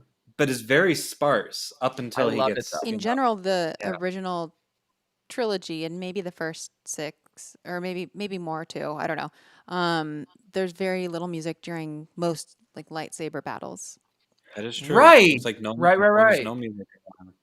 Or at least during the scene, then it jumps back to action, and then we get some music. Like on the podcast in A New Hope, we were. I was just gonna say Obi-Wan and Vader, right? Yes, but like this whole time, we're in minutes like getting to like minute 80 mark at this point, or like the minute, I don't know. At this point, every time a lightsaber has been on screen in A New Hope, there's been no music. Yeah, it's almost like they're showcasing the sounds. Yeah. Yes. But you also think that might be just the era of filmmaking? Like I feel like there was less like heavy. It was a choice that George Lucas wanted. Okay. Yeah. I also do feel like things are way heavier scored than they used to be these days. I think so too. But I see how it has that effect. Yeah. Jedi hold it as of course, like that one. moment. I think I'm thinking more of like a long extended action scene. sequences. Yeah, of course. I wonder if Mando is gonna make the ship less noisy going down the line, to have a stealthier ship a little bit, so he's not so obvious like when he's showing up. But I think like what Pelly weird said bounty hunt on the ship, right? Yeah, but maybe it was just just for the test drive. She says like, you're used to a gunfighter or a gunship. This is a starfighter, and so I never honestly thought about that distinction before. And so that's just yet one more example that like her lines, some of them, she says it to sound like funny and just like kind of a random thing, but like the random one-liners that she says also do so much work in, I don't know, in making, at least they made me think about things in new ways.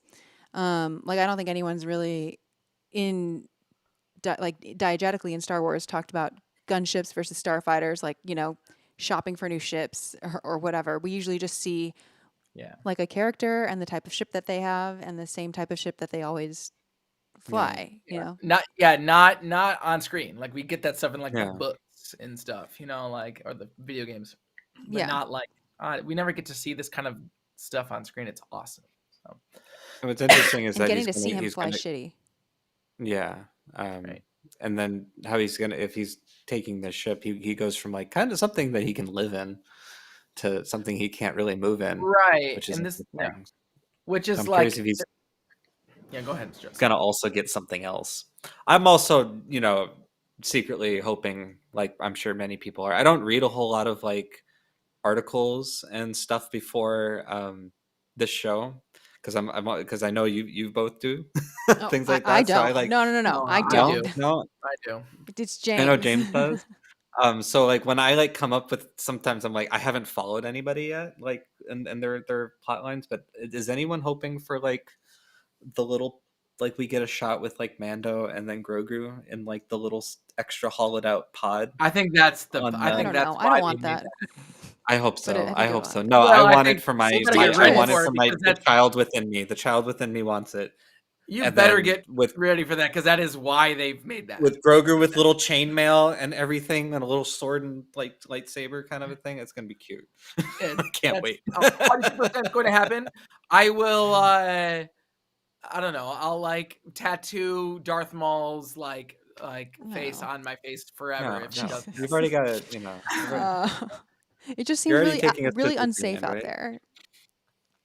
It always worried me when astromechs were even out there, even though that's like their job. That is true. I'd Always be like, felt bad. Astronauts would just poor go outside. R2. Yeah, it's true, right? So okay, Yeah, and I wait.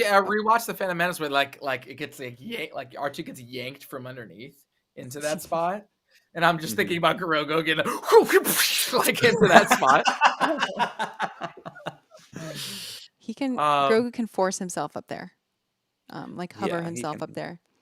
I don't. Okay, I think either Bryce Dallas Howard has a young daughter, or Filoni has a daughter, or Favreau. Someone has one because that kid that's on that spaceship that Mando flies by.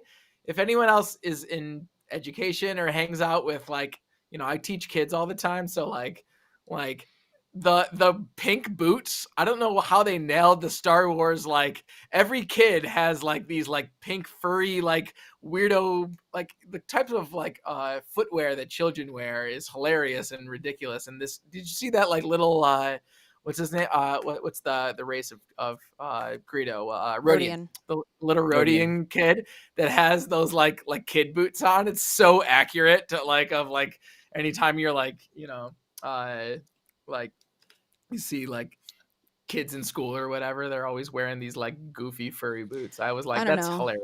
I mean, I can imagine that a lot of these directors have kids, but still most of them don't nail that.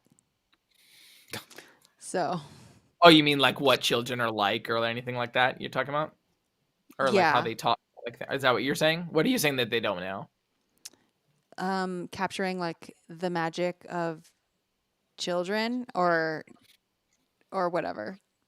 Oh yeah, I was just trying to point out the accuracy of the boots of like if you've been in an elementary school anytime recently, like every kid's walking around with these like pink furry boots, like it's hilarious.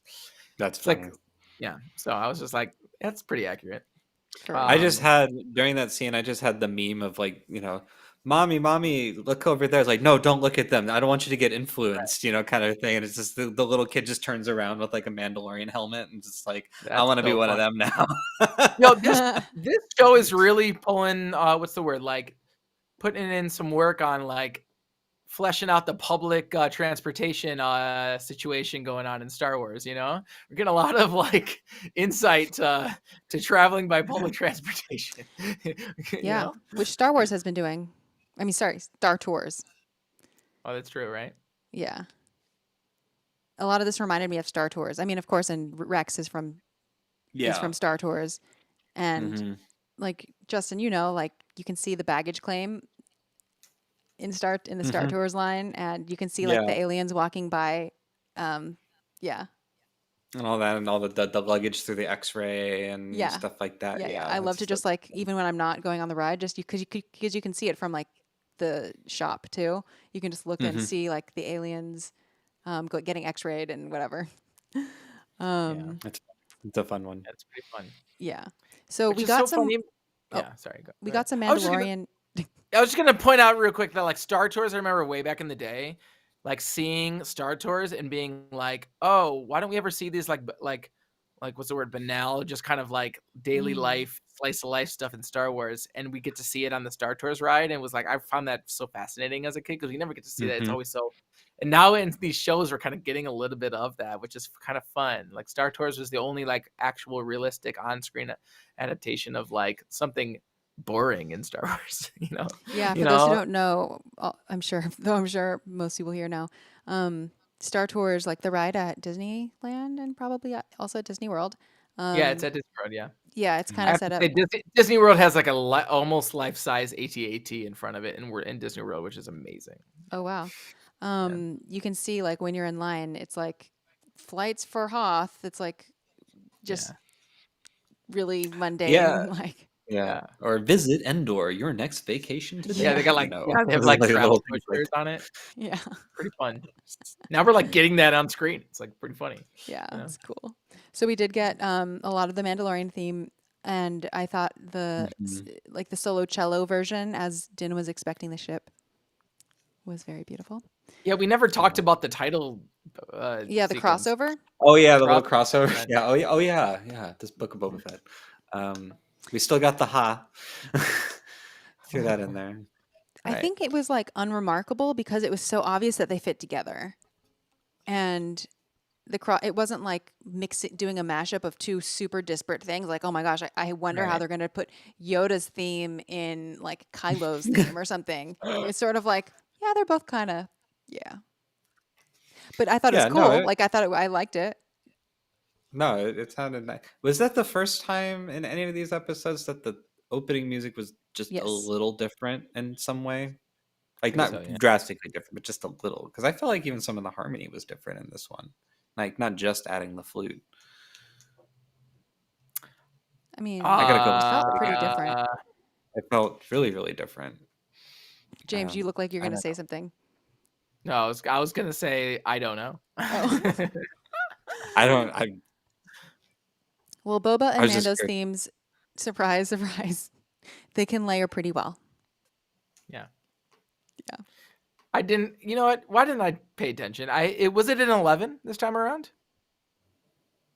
Oh, I'm responsible the for that. main- you're piece of responsible for the information. time signature. I'll The- let the you main know one? in the comments later. I'll check it I out. think it was. Okay. Are you sure? No. Yep, still an 11. Like, I I'm think it was listening to it right now. mainly like oriented So around the we're Boba listening. theme. It's basically the Mandalorian theme in 11. That's pretty cool.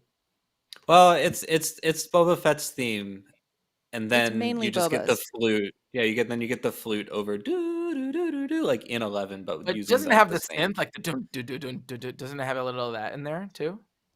Not No? really. No, No? but Okay. throughout the Let's episode, we see got that. more of Mandalorian Mhm. stuff. Oh yeah. But I thought it was exactly what we've been expecting Oh. and wanted, and I thought it was done well, and so yay, I liked it. Jonah liked That it. recorder was Jonah, I always really like out when of two hand. themes play together. Yeah, it was cool. I was disappointed when the end credits were just right back to the regular Book of Boba. Yeah. I was like, oh, It's we like, just oh got an right, episode again. with really beautiful music. But And then we what went you right gonna back do? to the Yeah. Anyway, and that's a bit like belabor the whole like annoying meta discussion about the whether this is I feel like maybe it's a marketing issue in terms of like this show is very much part of the Mandalorian story that was set up by those first two seasons in some ways. It's like Boba Fett is a Mandalorian. He's like being treated as a character from the Mandalorian as opposed to like Boba Fett gets his own show. Like he's not being treated like we're finally getting a Boba Fett show. It's not like Solo, a Star Wars story. It's like let's focus on Han Solo from the original trilogy. This isn't let's focus on Boba Fett from the original trilogy. This is like let's focus on Boba Fett through the lens of the bigger narrative that we're telling between this show and The Mandalorian, and hypothetically some of the other shows coming in the future, like Ahsoka and etc. Right? That's how I'm reading it, and I think it's becoming more clear, especially in this episode. So I think, with all of this different, crossover stuff, it's feeling more and more to me like maybe they should have marketed this as like The Mandalorian : Boba Fett or something like that. Like, like it's almost like they should have put it that way. The Boba chapters or something. The like Boba that. chapters, right? I know. I don't know. I can't really put my finger on what I'm trying to suggest they have done, but something missed where people are expecting something a little different from this show. And when Mando got this huge highlight, it seemed out of place. But I think that's always been the case, is that this was always just another chapter in the whole big narrative here. The thing with me is that the Mando highlight really just showed me how Mando is just doing how the Mando is just so much better. And like, take all the critiques of Boba Fett's portrayal in this series so far about his inconsistent character and about how he's being like too good, like not badass enough, like being, he lost his edge or whatever. He's not ruthless or whatever. And then the counter to those arguments are like, well, he's grown. Like, this is a new side of him. This is, it's like more rehabilitated. He's about healing, blah, blah, blah, blah. Neither side of those have ever spoke to me. Like, I don't like healing Boba Fett, if that's what healing Boba Fett is. And I don't really have allegiance to ruthless Boba Fett either. Right. I think it's just he never felt. And so Mando here shows up and we see him being ruthless. We see him being rude. We see him being reckless. We see him do all of these things that people want Boba to do. The 3 R's. He's still, but because Mando has been built up as a character that is like more complex, like we know Mando, so he gets away with being totally rude, not saying the right thing. He's certainly not going to apologize to someone for saying like something about his eye or whatever. Like, he's not worried about like optics and like being. Mando is not like a very PC character. Mando is not a good, like, he has lots of blood on his hands. He's what people want Boba Fett to be, but he's still someone who like has a soft side, and it doesn't take like, so it's not as heavy handed. Like, Mando's just like a character. He's a, like, I don't know, like what you would hope that a nicely written character is. And Boba is like, they try to make him nicer by adding some like really cheesy, over the top, demonstrative things that are like, do we believe this? Like, or not? Like, you don't have to try so hard to show that he's rehabilitating, because look, with Din, we still see him being like, acting like killing people, we still see him as a murderer, and we can still hold the complexity of Din. With Boba, I feel like they're just trying too hard to paint him as a certain way, and it just makes him look like painting him a no way. Like, he's just, who is he? And here's the other thing. There's like a little bits of like very clear like devices that they're using that I still don't understand the purpose of, namely the flashbacks of him as a child. Like, unless they're really going to pay that off at the end, which you mean Boba? Very well might. Did I say? No. I just say okay, Boba. Yeah. Yeah.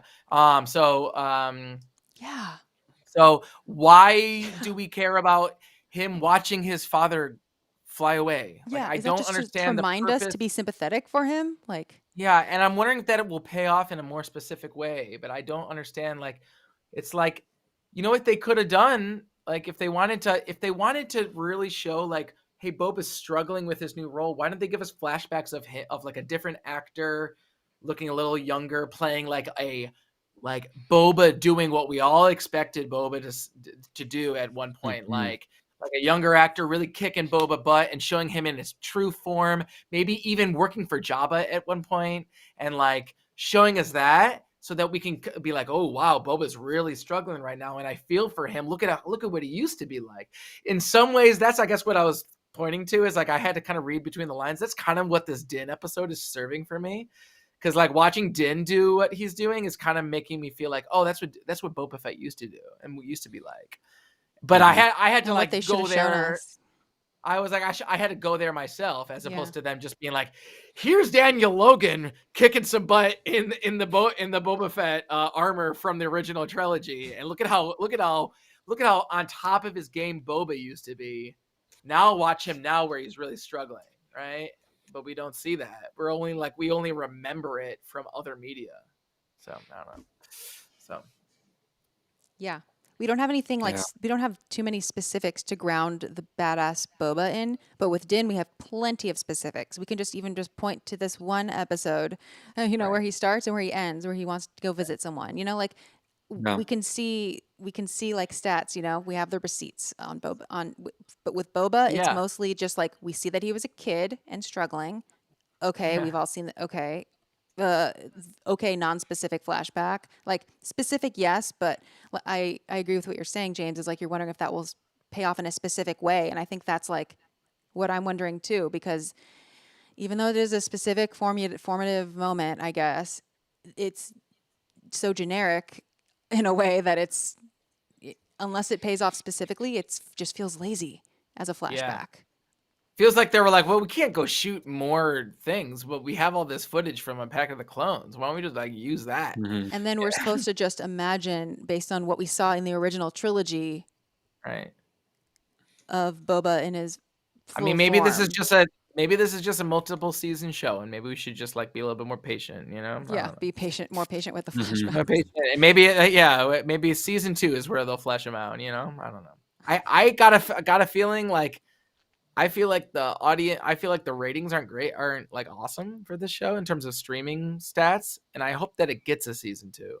Like if they were planning on it, and if they had like built the season as a preface to a season 2, I hope that they actually greenlight the season 2, but my understanding is that it's not doing as well as like The Mandalorian and Bad Batch. So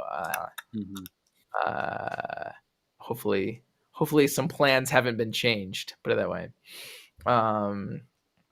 So because I'd like to see them pay off to whatever they're setting up, because maybe they are indeed setting up something for the second season, like kind of Bad Batch did. Bad Batch kind of was like, okay, actually it's actually going to kick up next season, like really what happens in some ways, to me at least. I feel like if it were announced that Bad Batch was not having a season 2, I wouldn't feel like I missed anything. Like I feel like you could stop any of these stories at any point and I'll be fine. Mm-hmm. Sure, yeah. But I do feel like Bad Batch was like they didn't break down a whole lot of ground in that first season, so it's like almost on purpose that they're expecting more time, but I don't know. Okay, I feel like we've Any final thoughts, anyone? I had so much on this one. I just love how like what's his name, Captain Teva. Oh yeah. Is like the world, like the galaxy's like most on it cop. Like he's everywhere. Like his beat is like. Can you imagine like what his like average like route is every day for his beat? He's like, okay, first I like patrol outside, and then like I'm across. He's like, this guy he gets around. Okay. That was also another great little detail of world building, which is like one of the main reasons I liked The Mandalorian, even when I couldn't get into it at first, was like I am just interested in general of in the New Republic, in what happens. Yeah. How often do we hear about laws or like flying laws? And how you don't want to fill out all that paperwork and whatever. Like, that's interesting. By the way, the other cop is from Kim's Convenience. No, the other cop. The face. The guy is the person that played Luke Skywalker in Mandalorian. Yeah. Oh, cool. But actually seeing his face before they deep faked it or whatever they did to his face. Yeah. So he actually got to show his face on Star Wars, which is awesome. I think that's really cool. Like I'm sure he wasn't complaining playing Luke Skywalker, even though his face was on screen. But I'm sure it means a lot to the actor to be like, oh, my face is like part of Star Wars now. I think that's really awesome. It's like when Anthony Daniels and his non-C-3PO 3-second cameo in Rise of Skywalker. Get to see his face finally. I wonder if like all X-Wing pilots. Oh, I guess you know what? I'm sorry, I was just about to make a point. Captain Teva already disproves this. I was gonna make this point. I think seemingly all the like production inside jokes, like let's put the directors, let's use the actor for the Mandalorian, are all X-Wing pilots. Like it's like the X-Wing pilot cockpit is like where they make the little production jokes.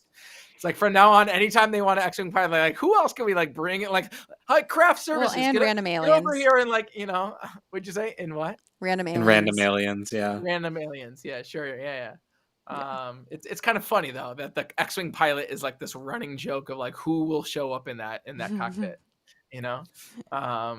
So I love. By the way, I just want to throw out, I love that like Mando like was just like, this one's on the house for Boba Fett. Like he obviously, that meant a lot to him that Boba. Maybe like it didn't occur to me that Mando would have a lot of, because he doesn't really express those types of emotions very often. Like, thank you for doing this, But it was kind of cool that like you could see that, Boba really helped him out for like seemingly no reason, in the Mandalorian, just to be a good dude, I think he's I think he's lonely too. Yeah. He wants purpose. Yeah. And probably that Boba's connected to Grogu for him. Like he's like, let me help you because you help me find this important. I guess we should probably talk about like when he says I need to go see. Is he? I mean, Pretty sure are we gonna go get Grogu? I mean, that's the obvious answer. But like, what is he going to do? Like, how is he going to do that next episode? Or are we not going to see Din for the rest of the series? Well, guess we'll see. Like, are they going to take another episode to be like, let's go see 2 episodes? There's only 2 episodes left. Like, what? How are they wrapping this up? I didn't get the sense that it was planned. I didn't get the sense that it was leading to anything. No clue what this show is about still. I'm sorry. Right? Yeah, I'm so sorry. I know what you're saying. I just don't think it was clearly leading to next episode. I think it's just trying to set up a season 2. The whole season. No, but he says, but first I need to go check on a little friend. So that means that like I assume that Boba needed muscle to help him with the end of the season. He's basically, and there's a meta thing being like, we need to get someone to help us beat the person in 3 episodes from now. Like, it's kind of like what they are planting, right? Like usually that's what happens. We haven't. Matthew, I kind of agree with you, or I kind of wonder the same thing. We got 2 episodes to learn how to ride a Rancor. We've got 2 episodes to just drop. We can just pretend the Rancor. Like we haven't seen Danny Trejo except for his like one line. If the Rancor were really that important, I feel like we haven't seen the Mod Squad back. Had we to haven't see seen them back. We had a big thing about them, and we haven't seen them again. Maybe we could pretend they didn't happen. The twins are gone. I want the twins to come back. If anything can come back, and the twins come back. That's what it feels like. It feels like they're just planting all these little things that they're planning on doing next season, Yeah. Mm-hmm. Or in a crossover event. Mm-hmm. Yeah. Get those in a climactic crossover event. It'll be the Book of Boba. It'll be the Scroll of Mando. It'll be the. Yeah, I mean, so it's there's a lot of things to we also got to see those Jawas raid a Pike ship, so because that's definitely coming back, so or maybe not. Surprise us, Star Wars, surprise us, please, just surprise us. Don't build it up too much. Don't put all of those things in the trailer for the trailer for the next show. Will be like all the little breadcrumbs, like, don't worry, it's all gonna pay off. Don't worry, everyone. It's all going to pay off in this show. There's going to be a Womp Rat. There's going to be like someone saying wizard in the trailer. There's going to be a Rancor riding. But okay, let me just, outside of the structure of this show, like to me, it's exciting for me because usually we have like, honestly, in some ways, like the trilogy format is very limited in terms of like all this expansive story that they can tell. It's like we're following the very cut and dry thing, right? And like in some ways they're just setting up so much interesting, expansive lore, like the Bo-Katan thing and the Mandalorian thing, and then there's all the crime stuff, and then there's like what is Luke Skywalker doing over there with Grogu? Like, there's like all these different. I guess Ahsoka's somehow, and there's Thrawn. There's Thrawn. Everybody, remember that? That's the other thing. Like, there's all these. I know, Xanthe, you shudder. But what I'm saying is like there's so much they can cover with the shows, hoping that they do it in a good way. But when you're limited to like movie 1, movie 2, movie 3, right? It's like there's so much limit you can do. It's cool that we're getting like live action, expansive lore like this, and yeah, I like it. Yeah, it's a lot of great potential, and hopefully they do it well. Yeah. I'm here for it. Yeah, I mean, in some ways we're complaining that there's so many little loose threads, but maybe they're setting up for more expansive little things to be able to pull on those threads, which is cool. So, yeah. Did you see the trailer for this episode that was being shown on Disney Plus? No, I didn't see that. There was a trailer for the episode. They showed a ship landing with absolutely nothing. It was basically showing material from the episode without the Mandalorian. Yeah, Justin, like you, I specifically avoid all trailers. I don't watch trailers, just period. I don't watch trailers. I love trailers. I just don't read articles. I don't watch trailers either. I love trailers. I didn't watch the trailer for Book of Boba Fett. I went just straight into chapter 1. I do not like trailers. Love trailers. So yeah, I guess that's all we have for chapter 5. This was kind of hard to talk about because I mean, I was so invested. I was so into it that I wasn't really trying to be love nitpicky. it. I was like just drawn in. Yeah. And that's that's my favorite way to experience Star Wars is when I can like turn my brain off a little bit. My goodness, yeah. So awesome. Yeah, a lot of mysticism and just like that wow factor, right? Just that like the awe was back in me. Like I felt more like happy to be watching Star Wars. Mm-hmm. I was okay, just a little it was late at night and I was exhausted and watching and I just remember saying, "Oh, I love Star Wars" out loud as I was watching it. So I'm pretty sure I said that too to my cat. Yeah. Anyway, we'll be back next week for the penultimate episode. So cool to have. What the hell will that bring us? Yeah, it's so cool to have all these folks that keep coming and showing up, and we just it's really thanks everyone. Thank you so much. Yes, thanks for keeping us company and for always asking good questions. And, always. Anyway, all right. See. Oh, we have to have our outro. Our outro. All right.